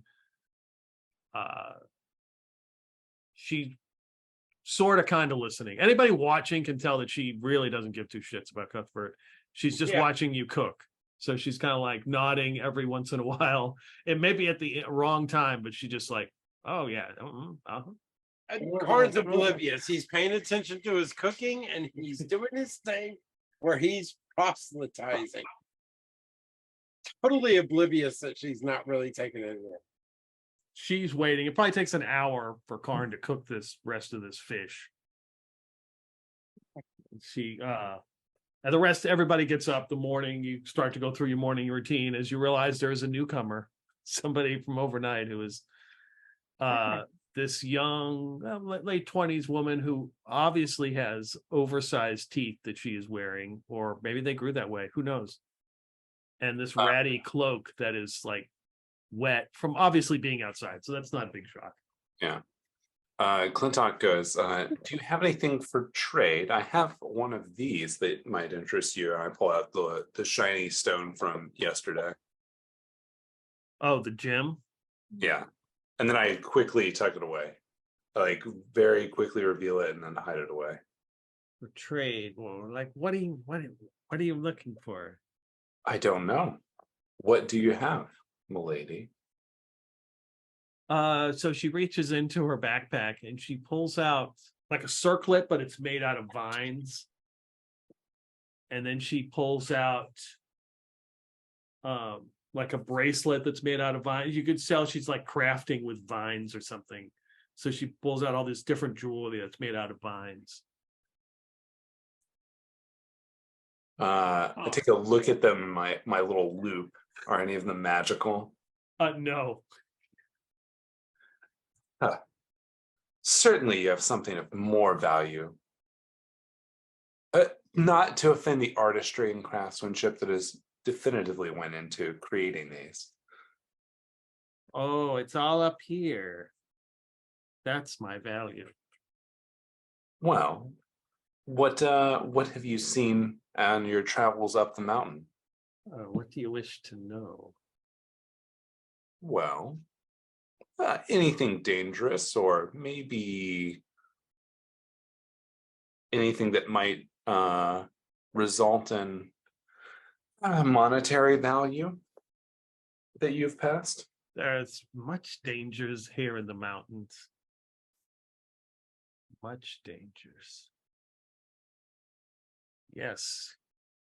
Pollen is very dangerous. Yes, it is something else this morning. The weather. I never expect it to be good. She points over to Glue and Jalak, who are just kind of like standing there talking about something. She's like, there's your danger.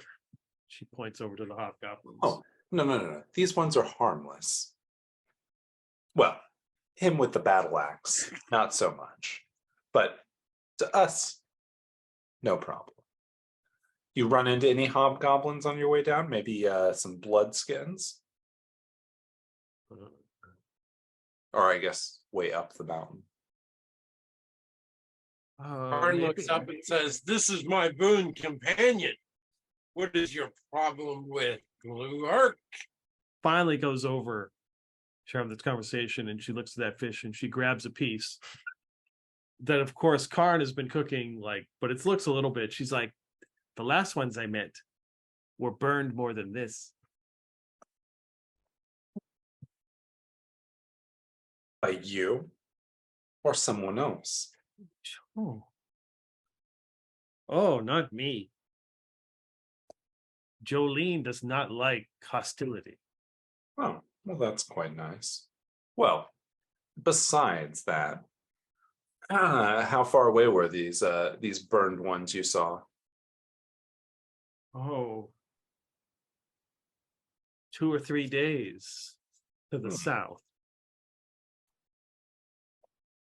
Well, that's good to know. Not quite enough for this shiny little gem, although you're getting closer. Anything particularly valuable that maybe you didn't have the opportunity to collect on?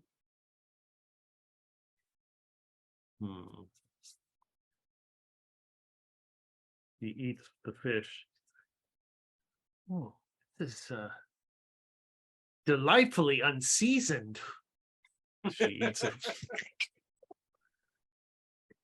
Amazing. I love it. She says, oh, I have a secret. Go Do on. you like secrets? Of course I like secrets. He says, about half a day to the south. If you go due east for about a half a day, you will find something interesting. The Ape Empire is up to something. Oh. Well, I think if you give me a little tiny bit of a hint, I think that's worth this shiny stone. So she reaches into her cloak. Yeah. And she produces something the size of an acorn. It looks like a tiny round, like mushroomy kind of thing. It's like off-white and brown. She shows it to you. She says, these are the future. May I ask what these are? Some secret that the Ape Empire has. Okay. I'll give you the stone, and I'll give you 5 gold pieces if you can tell me what these things do.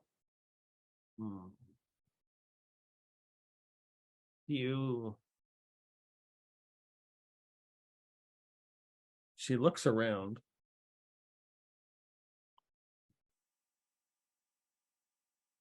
Do you have any fresh compost soil? And she looks over to the yak, as it's dropping this massive, she says, plant this there, you will find something of worth. But only water it every other day. Okay. Fair enough. I always keep my end of the deal, and he hands over the stone and 5 gold. Okay, so yeah, she takes it, and then she, puts it in her. Yeah, puts it in her backpack. She looks at the gold. Thank you, and then she takes a gold piece out and tips Karn. And he looks at her strangely and says, "No, no." Ties it to Cuthbert instead. And then she kind of looks around for like the closest person. Cuthbert is in your heart. He's not here. You have to feel Cuthbert. Perhaps it's a temple.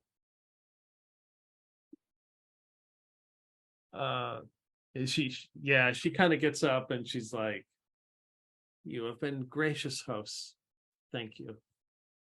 And she begins to walk out and then just hands the coin to the first person, like Jalak standing there, and she just kind of like flips him the coin and she starts heading, the direction you came. Right. Walking down the road, she occasionally will look back at you and then just keeps walking. So now we gotta plant this fucking thing and wait for it to show what it does. We got a jar we can put some of this stuff in. Oh, but like she's piqued the interest of Karn. Like the Ape Empire is up to something. He wants to see them overthrown. I don't know. I mean, Clintock just wants to figure out what the hell these are. Yeah. Karn wants to know what he can find out about it. We can mark it on the map, right? Yeah, I mean, you get a general idea. She said like half a day. That would roughly be about 6 miles. You guys are going about 12 miles a day just because of the conditions and how many people you've got, and you've got yaks and Yeah. Are you willing to mark that on the map for us and say, here, we can come back here, and if we want to, we can plant this thing in the jar and decide if it's someplace we want to come back and destroy? Oh, Clintock thinks we should check this out on the way. It's only half a day's detour, or a day's detour. Oh, well, I didn't think you were willing to detour for Cuthbert, but I'm willing to go. Yes. Detour for Cuthbert. Yes, for Cuthbert. Let's do this. Yeah. If it will put a hindrance in the Ape Empire's plans, it will always behoove us. I'm not happy with the idea of the Ape Empire having machinations and getting stronger. It doesn't sound like, sounds like about a day out of the way, unless something weird happens, which never happens around us, of course. Never. Ask Bluework. Do you have any sense of what's out that way? To the east, I'm not familiar. I have been around these parts, but it is so vast. Don't know what they would be doing. Well, shall we find out? We should. Yasuda should know this is his lands. Yeah. Oh, you mean the Ape Empire is doing something on Yasuda's lands that Yasuda hasn't approved of? Not that he has spoken to me about.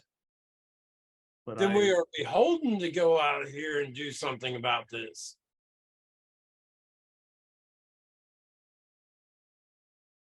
There should be no more discourse. Let us go.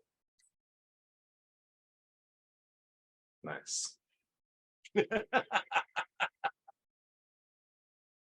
Onward march for the day then. Okay, so you guys pack up all your stuff. Yeah. We should probably leave the yaks and stuff like a half day away. Oh, okay. So yeah, so you guys are just going to do a recon then. Yeah, because I don't imagine I'm going to take all of our supplies right up to potentially an Ape Empire like group Okay. or like small like outpost of a militia or something like that. Like that doesn't seem like a bright idea. We are Metallica, seek and destroy. Yes. Yes. That should be the approach. Yeah, so Remy's like, what are we doing now? As she's holding a mead in her hand. What? The traveler here gave us a tip that the Ape Empire is up to something. About a half day off course. Oh, I figure worst case scenario, we just put up another roadblock in front of the Ape Empire, which is helpful in case anyone might be tracking us through the area. And two, we maybe find out what possibly they have going on. Maybe something will be useful for our journey. who is this Clintock telling me this? Yeah, this is Clintock. She just kind of rolls her eyes. Like, what is this like? Did your compass tell you something? No, not my compass. Not my compass. It was This the traveler lady who I've Yeah. never met before said that this was important. Just putting that out there. So the random stranger that I heard this morning. Yes. Great. Jolene is not random. Shouldn't we go ahead and plant this acorn-like thing? She didn't give it to us, as far as I know. Oh yeah, she did. Yeah, I thought Oh, she did. Oh Okay. yeah, she did. I'll plant it in one of the urns. Oh, okay, yeah, good idea. Yeah, And some yak droppings and dirt. yeah. Yep. A little bit of water. Remy just kind of watches you as you're doing this, like, what? Let's find out what it is. She says, oh, okay. I mean, we've got decent weather. It's not snowing, but it's the Ape Empire. I'm not gonna. We are on Yasida's land, so you know he is helping us. So she's like, all right. So who's going on this escapade? Clintock is going. Ryan has to know what's going on here. Yeah. Okay. Felix will use any opportunity to get more sword practice in against the Ape Empire. Okay. So Orion, Felix, Clintock going. Yeah, I would assume Clintock's probably going. Okay. Basil, Wilberforce, and Karn. Oh yeah. Karn is not necessarily going to follow Basil, but Basil's going to follow Karn. Okay, so that would leave Remy with Jalak and Pernala, which is fine. Basil, Bessix, and Zofan will stay back for right now. Yeah. And Jahin and Glue. Do you want Glue to go with you? Yeah, if it's Ape Empire, Glue needs to be our witness. Okay. Our witness. Yeah. Yeah, you're right. Because he can go back to Yasida and tell him that we were protecting his land. Yeah, he's already like anticipating that he's going. He's like, he's got his battle axe out with his stone, and he's like sharpening it. See, I told you your axe cannot be too sharp. And I would assume Jahin will stay here. I don't think I need him to go. Yeah, no reason. He's not ready yet. With one hit point, I would think not. Hey, Basil made it with one hit point. Why can't he? That's right. That's right. Wait a minute. Two. I was going to say. Yeah, Didn't 1, you 2. say Yeah. it was a minimum of 2? Yeah, you had 2, but hey, you did it. Yeah. So you grab your gear. You're not taking any yaks. Is Karn taking his? Karn's leaving his horse. What about his dog? Now, Karn is going to leave the horse, but the dog is going to go with him. Okay, I keep forgetting about your dog. All right, so you guys may start heading out. It's foggy, but Brutus it's Ashford Cromwell is not forgetting. Blue says that there is another religious site that is probably about 6 miles away. That is, he said it's protected by his tribe, by his clan. It is revered by them. So we'll have like at least a resting spot if we need to rest. 6 So- miles away, isn't that how far away the Yeah, kind of. So you're going around the base of this huge mountain called Dedo, Yeah. DDO. So you're kind of like you're around the base of the mountain, you're traveling. You go about, you would guess like maybe 5 miles, 4 miles. It's not really that long. And there's like small trees and shrubs, and there's rocks. And as you guys are kind of like coming up, like almost hitting you is somebody holding like a wheelbarrow, like a cart.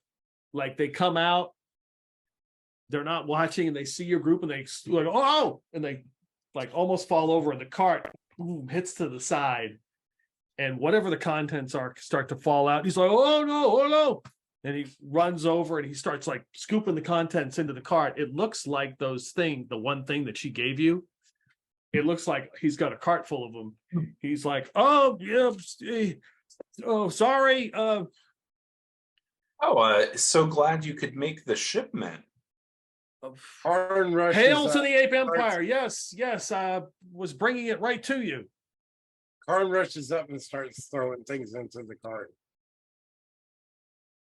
Throwing things to the cart? He starts throwing the helping him. Yeah, he's helping him back up. Oh, yes. Until he hears that. And he just stops and goes and takes notice.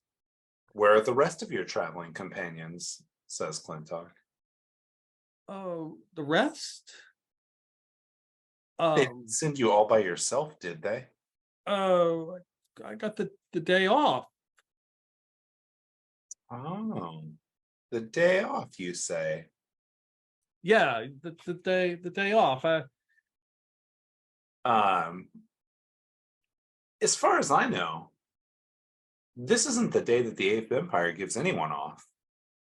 They made an exception, maybe today. Out with it, boy! And he pulls out his dagger and says, "Oh, where were you heading with these?" He kind of points across the path, so you can kind of see like a trail, down there. Just Words, a little, not gestures. I was headed home. And where is home? Just down the valley, just a little a ways. And what were your plans with all of these? Just to do what what I'm supposed to do, plant them. And on your day off? That sounds a lot like work. I mean, a little bit. But if you like it, is it really work? I grow tired of this ruse, boy. I don't know what else to say. I mean, look, maybe there's more than they were supposed to give me. I'm not very good at counting. Well, I will let you take what you originally allotted, plus how many of her handfuls you can take back with you. You'll leave the rest in the cart, and you'll forget that you worked there for the next 3 days. Then you can return back to work.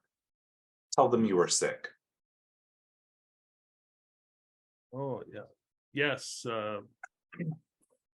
something coming on. Uh-huh. Yeah. Oh, and while you're at it, how many of them are there? Many of who? The place where you're coming from, and preferably the number of apes. I've only seen 20 apes, maybe. And how many human workers do they have?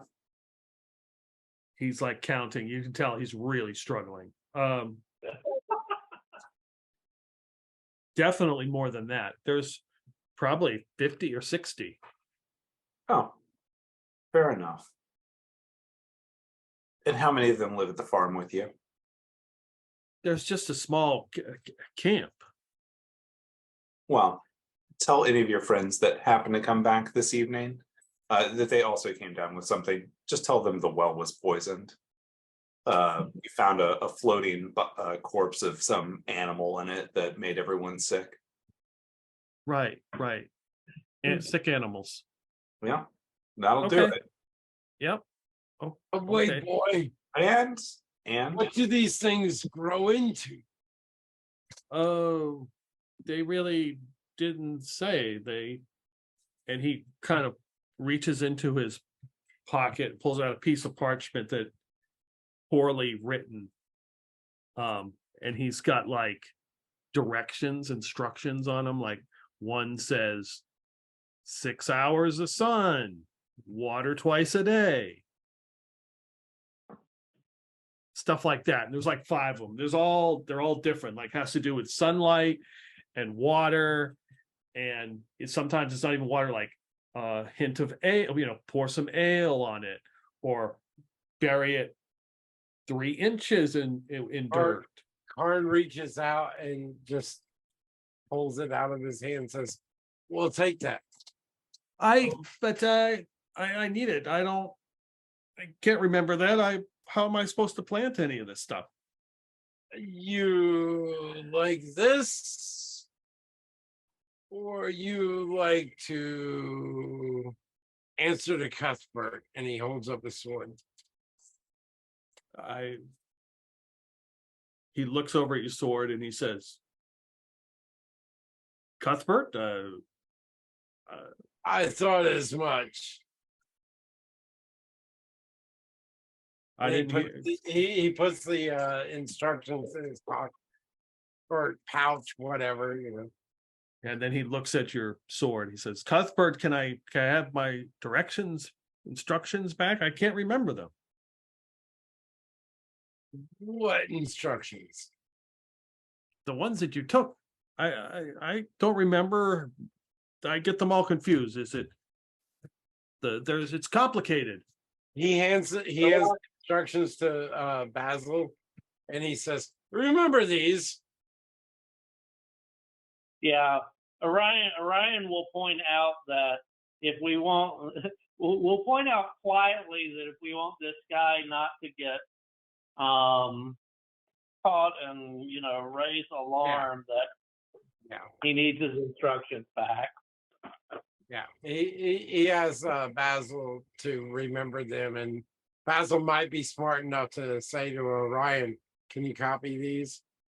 Clintock says, and because you're being such a good sport, and I know they won't pay you when you're sick, here's some money. And he hands him 10 gold pieces. Wow. Yeah, he's like, and then he's like looking at these little acorn things in his other hand. He's like, wow.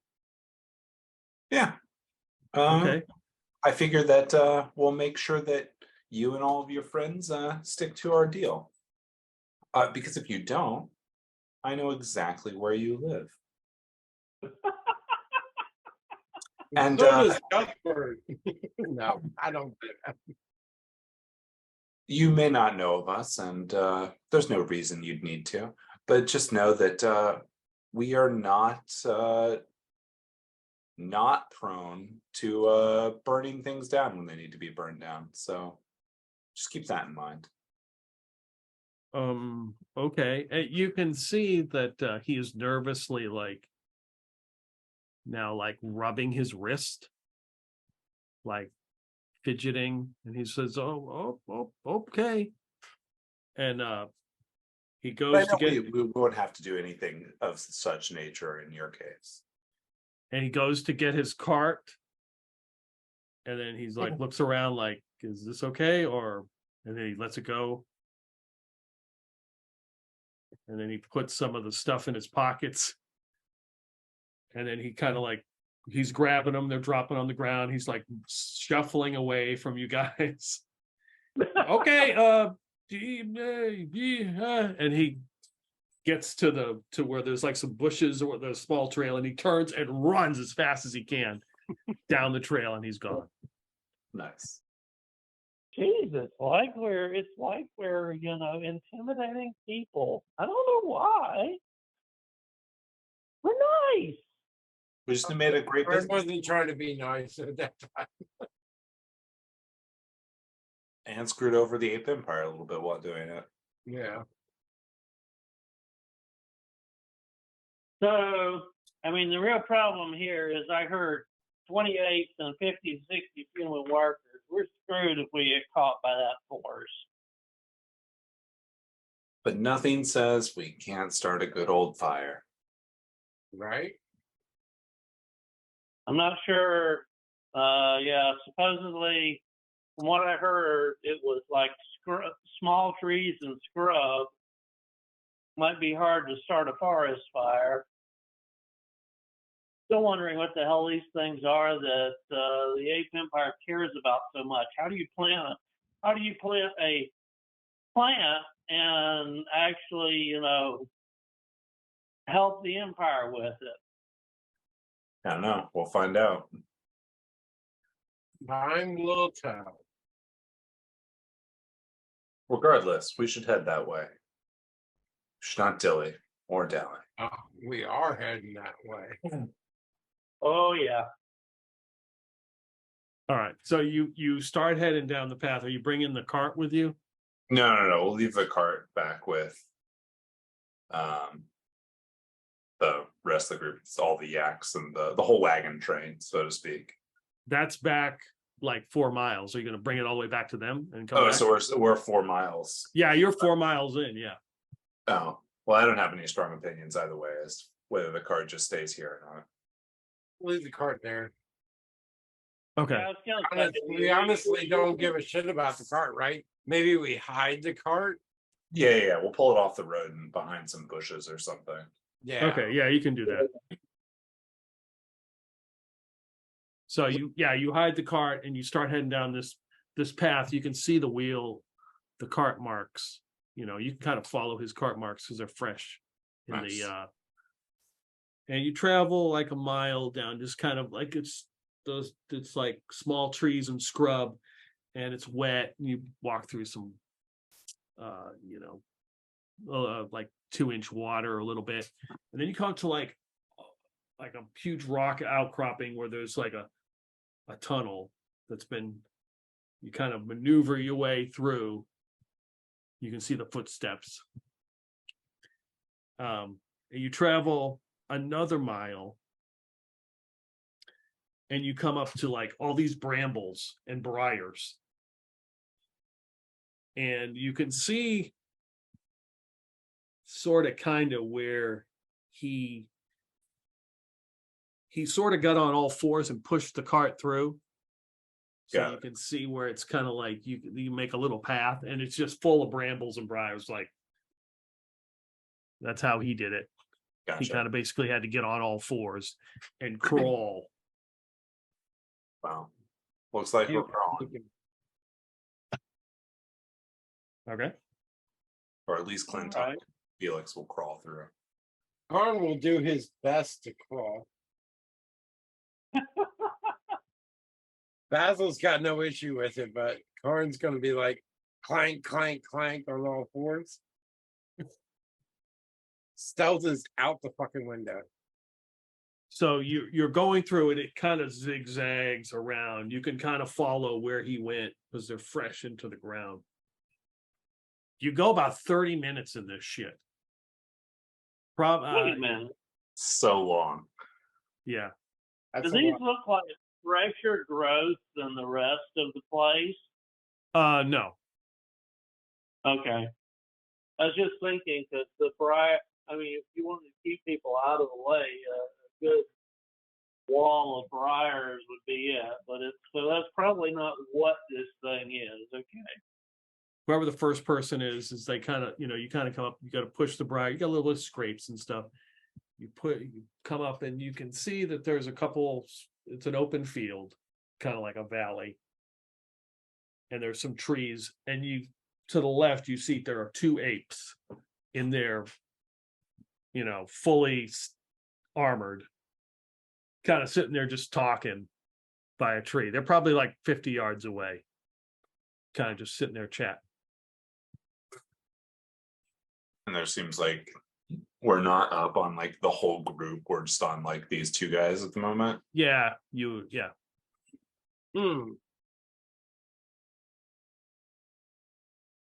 Shall we? I'll look back to Basil Wilberforce. Is that Clintock asking that? Yeah. Oh, yeah, I think we can do this. Okay. Oh boy. Yeah, we can sneak out and do this. I don't even think there needs to be discussion about what we're trying to do. Yeah. But we can discuss it if you'd like. No, I just tried to get up behind, like one behind each, And back attack. yeah. Yeah. Okay. Yeah, that's what we're gonna try to do. All right. This is Roll. almost a no-brainer. 2 thieves, two apes. Let me look up. And mine. just in case it's necessary to throw Karn off the trail, Orion will note, not loud enough to alert the guys ahead, but Orion will note to Karn, it's so nice that they agreed to reconnoiter for us. Karn says, well, I don't care what happens to apes. They've renounced Cuthbert. Fair Wait a game. minute, did you say it's humans or apes we see ahead? You see 2 apes. Apes. Oh, it's apes. Oh, never Yeah. mind. The apes are anti-Cuthbert. Right. These are no, heretic. These are heretics, man. They're fair game. I'm sorry. I thought he said it was humans up ahead, but that's okay. Yeah. So Clintock is going to move silently to try and make his way like up into a tree if possible, but if not, just like there's no good way to do that easily from here, then just into like a good position that's kind of like tucked away, where you can still get a bow shot on one of them. Yeah, so just give me like move silently or Yeah. 14. Nice.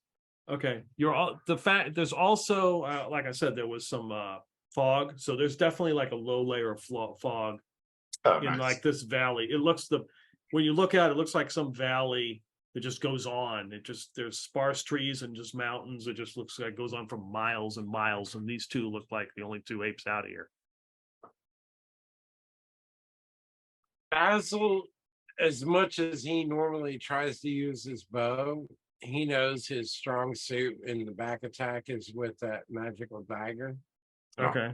So he is trying to move up behind them quietly for a melee attack. Okay. So yeah, move silent. Move silent is at a 40. Oh shit, 12. Nice. The fog helping us out. Yeah. Dude, I thought it was a 90 at first. Yeah. So yeah, you can there's a couple sparse trees, bushes out here. You can kind of get up close enough. You can see the 2, they're just talking. They are wearing like thick breastplates with like thigh pads, and they have a huge like fuck off sword that they're carrying. They look like definitely the ones you saw in Clinkville. They look legit. These guys aren't just like, hey, send our newbies out to Right. watch. These guys aren't. These guys look like the real deal. Yeah. Yeah. Okay. All right. So the two of them move into position where we have Karn and his dog Glue, Felix, and Orion. Yeah.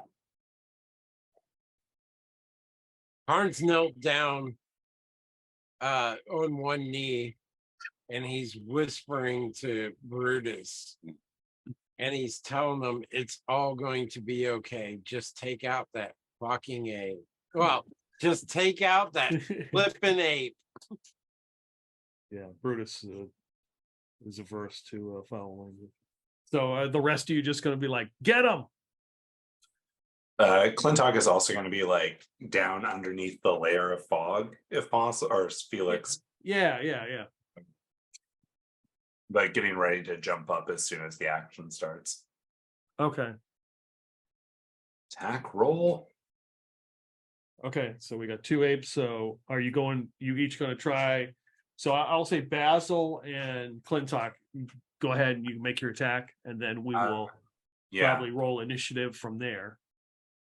I'm actually going to attack whatever one that Basil's gonna like sneak attack, because knowing apes are pretty sturdy creatures. Yep. That's our best bet. Oh, you're trying to follow Basil's attack? Yeah. Okay. So I'll make the first attack. Yeah, we're just gonna do it at the same time. I'm just gonna like signal. I'm gonna wait until you like go up for the stab and then like let loose the arrow, so they basically follow right behind it. Okay. Instead of attacking 1 and 1, we're gonna focus 5. Right. Yeah. So Okay. the closer we can get to taking out one, the better. Basil doesn't know that's what you're doing, but that's fine. All right. Yeah, go ahead and roll your attack. Dirty 20. Yeah, that'd be a hit. Unreal. Nat 20. Damn. Nat fucking 20. Finally. All right. Holy shit. Nat 20. All right. So for Flintock's attack, what did you get? I got a dirty 20, and damage was total of 10. Okay. And for Basil, so max damage on the, what is it, the dagger? D4, D6. Okay, so that's 10. So roll a D4 and a D6. Oh, 8. 8 more. And what's your sneak attack? What do you get for sneak attack? It doubles the damage dealt. Double damage. Oh god, a crit on a sneak attack. So I don't think I've rolled in that 20 on an attack. No. yeah, you can tell me how he dies. He's dead. Oh yeah, like that dagger comes plunging through his neck, and as he looks down and he sees the tip of his dagger, his head just fucking explodes as the arrow hits it. Nice. Yeah. So give me a D100 roll since it was a critical hit. 53. So this ape looks shocked, as part of ape brain matter has now covered him. His friend was just annihilated. He just crumples to the ground. It's just a mass burning. He yells out, and we go to initiative. Nice. All right. Wow. I rolled 4. I rolled a 7. All right, you're up first. So the rest of the gang. Clintock leaps from the fog and goes in for a charging slice. Or Felix, sorry. with a total of 17 That's a hit. for 8 damage. So we got Karn and his dog. I have never attacked with the war dog. Do it. I'm just gonna whip up a sling attack. Okay. Glue runs up and attacks as well. I roll for him. Nice. That's on 11, probably a miss. That is a miss. Glue runs up with the battle axe and just whoosh, and just you see it like cut into his thigh. He's very happy with the fact that he's not fighting some incorporeal thing. Oh, really? You need stats for the war dog. I got it. You got it? Okay, cool. Yeah. He's hit dice is 2+2, and he gets 1 bite at 2d4. His tobacco is +2. So he just never had done that before. I had to look it up. Okay. All right, so I'm guessing that Karn lets loose the dog. Yep. And it goes first.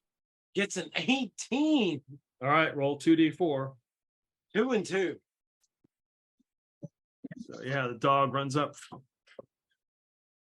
takes a bite on him. So we got I don't think I've Blue. practiced hit dice yet either. We'll probably have to do that at some point. yeah. What's Karn? I would say Karn's in full plate. I don't know. He would probably get there the next round. Well, no, is Felix in full plate? Yeah.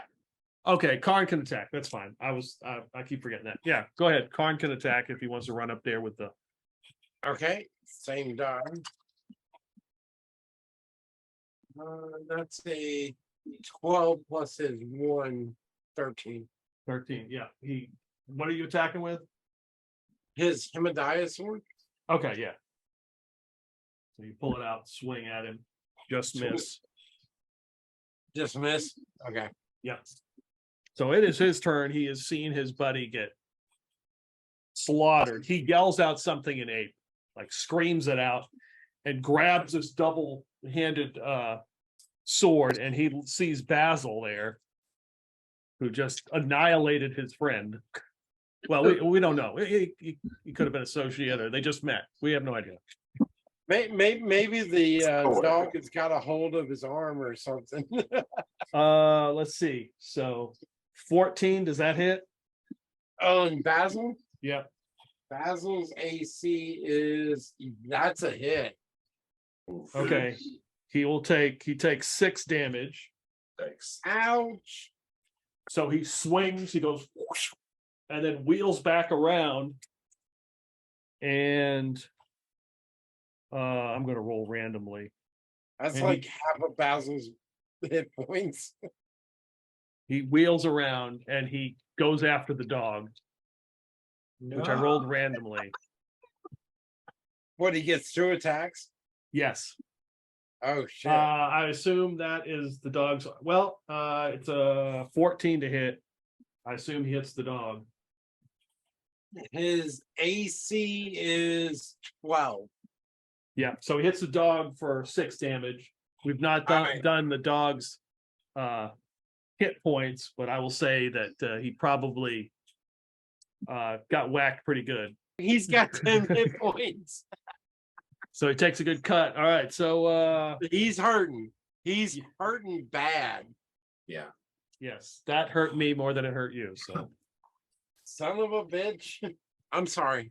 So he's got 16 hit points. all right, I rolled a 6 for the next round. Sure, I can give it a shot. Orion. Only a 5. I'm very sorry. All right. So again, he will swings that big sword around at Basil, because Basil is he might let's see, that's going to be a 9. That will miss. Nice. And then his random roll. Please, okay, good. I'm not attacking the dog again because that pains me. Karn He sees Karn, he sees the metal man. Oh, friggin' Cuthbert, dude. That would have been some serious damage, Holy shit. but I only rolled an 8 Oh, because he is taking a negative because of the critical hit. So yeah, he swings. He's just you're all around him. I don't know how the hell he's missing you, but he is swinging and missing. You guys are up. All right, I had to roll that. So he's got. Okay, so second round. Felix says silver for beast and takes a slice. Okay. I don't think I hit with a 9. Nope. All right. So I sling stone again. Does a 17 hit? Yep. It's only 2 damage, so Okay. a little tink. Yeah, sling stone comes in. And this guy probably towers over. This ape is probably like 7-8 feet tall, so he probably towers over everybody. Karn. Karn directs the dog away from the battle, Okay, good, very wise. and he doesn't want them attacking or anything. He just Okay, yeah. So he retreats. He's growling, retreating. yeah. He says, "Brutus, back!" As he swings his sword for a 5, Okay. Nope. but Five. he's trying to protect his dog and Okay. Yeah. tracks him. All right. And Basil Wilberforce. Basil is getting back on his feet and running back and trying to attack his bow from like 15, 20 feet away. He rolls a 10 plus 1, 11. Okay. Yeah. He just fires an arrow. Yeah. Glue will attack. That is definitely a hit. Nice. And he takes 6 more damage as glue is there. Am I still hidden? Let me roll a d6 Okay. because we're talking about the sneak attack, right? I'll Yeah. say a 2 and a 1 and 2. Okay, I rolled a 2, so no sneak attack. So he kind of has got an idea that somebody's around. Gotcha. Huh. Nat 20. Wow. Woo! Yeah, that would have been an insta kill if it was a sneak attack. So it's what, 6 plus Plus the roll. the roll. Yep. Which happened to be another 6. So total of 12. Okay. Oof. And roll D100. Yes. We're dropping those nat 20s tonight. 3. Okay, you look awesome doing it. Like you're a badass. Yeah, that arrow just shoots right in. This guy he's barely standing. Blood is just pouring out of him. He's like, he's trying to like yell some more, but he doesn't have really the energy. And it's the next round, and I rolled a 1. Anything that Karn does will win. Okay, so we'll just say Karn rolls, and you guys are up. Hard. You want to lay the final? Karn will Karn is winding up for the pitch and gets a 16 plus 1. That's a hit. The Hemadiah sword, 7. Tell me how he dies. Karn just, pulls it up from the hit that he missed and back swings and takes his head off, and it just goes toppling down. And he just goes for the back swing, pulls it down, grabs a rag, wipes it off, sheathes his sword. Yep. And says, "Where are we going now?" Yeah, the body, blood is everywhere. 2 massively dead apes just lay on the ground. Kind of tough, aren't they? Oh yeah. Search the bodies. Yeah. They've got this huge 2-handed sword, which probably don't know if anybody could use. Maybe Felix might be able to use it. Some bitch is heavy though. Yeah, probably not. Felix doesn't have even though he's strong, he's not that strong. 15 strength is enough to you. Probably not. Wow. So this, Wow. yeah, these guys are like legit. So yeah, they're dead. You don't find any like money on them. All right. No Yeah, I was coin. more worried about, orders or whatever, but Yeah. What kind of armor are they wearing? They're wearing thick leather like breastplate and thigh pads and stuff, but you've thoroughly destroyed them. I mean, their natural AC is really high. yeah, they're naturally pretty tough. Okay. I mean, you could repair that stuff if you want, but yeah, they're big. So yeah, they're on the ground dead. One is missing a head, and as Brutus comes over and licks some of the blood up. Felix will quickly start to drag away the bodies and like try and shove them into the brambles. The brambles, yeah, that's yeah. It takes everybody's effort. The dog is pulling them. You push them, like stuff them into the brambles. These massive. Okay, yeah, you complete that. Nobody seems to have come out, or you don't see anybody else. Just an open field. I mean, not open field, open valley. Like I said, it goes on for miles. Back into the fog. Okay, so you begin to make your way forward, like into the valley. Yeah, I Correct. think it's the only route. We Okay. can go, right. Yep. Yeah. So you go past where their corpses were, the blood stains.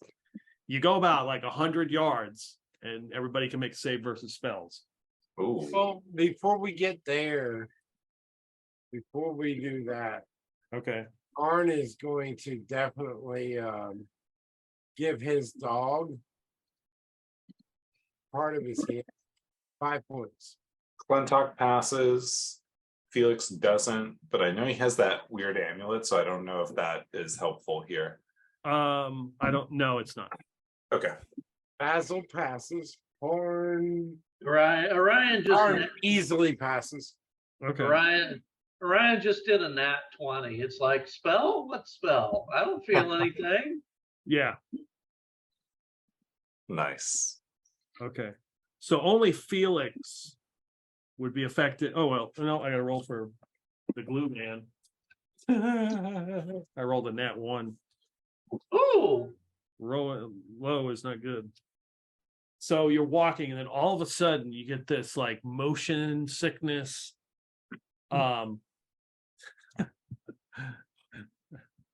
Russell's reaction is great there as the camera has frozen on him. All of it. So for Felix, like everything starts spinning. You're like, holy shit. And you're like, and you kind of feel nauseous. Glute is like, whoa, he can't even stand up. He has to like put his arm down. He's like, oh. But the rest of you just kind of walk through. You feel a weird sensation. Then all of a sudden, you are standing out, and the valley is not empty anymore.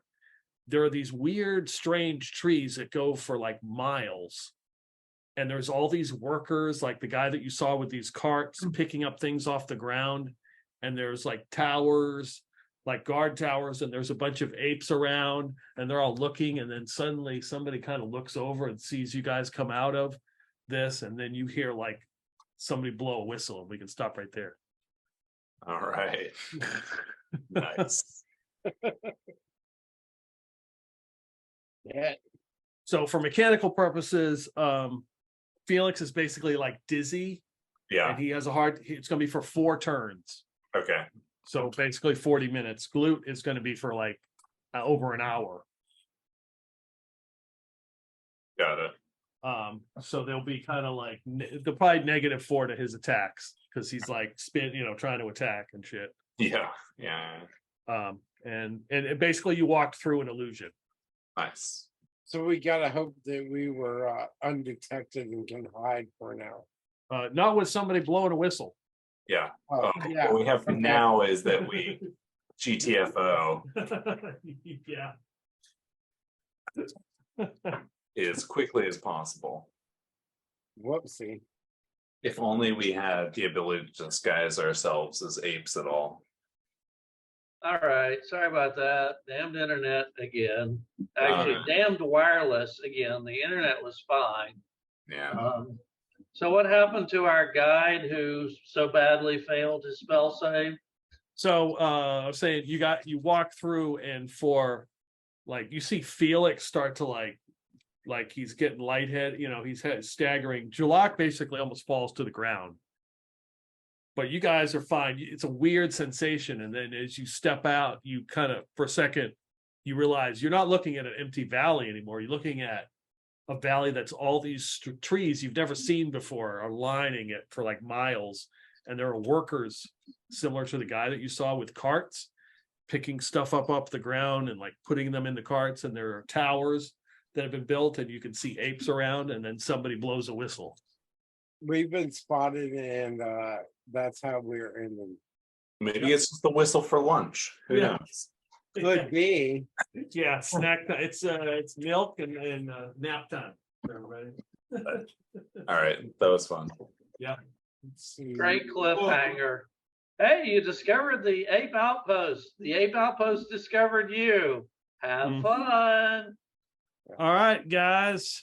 Appreciate it. Good luck this week. Take care out there. Good night, everyone. All right. All right. Great game. See you, so. All right.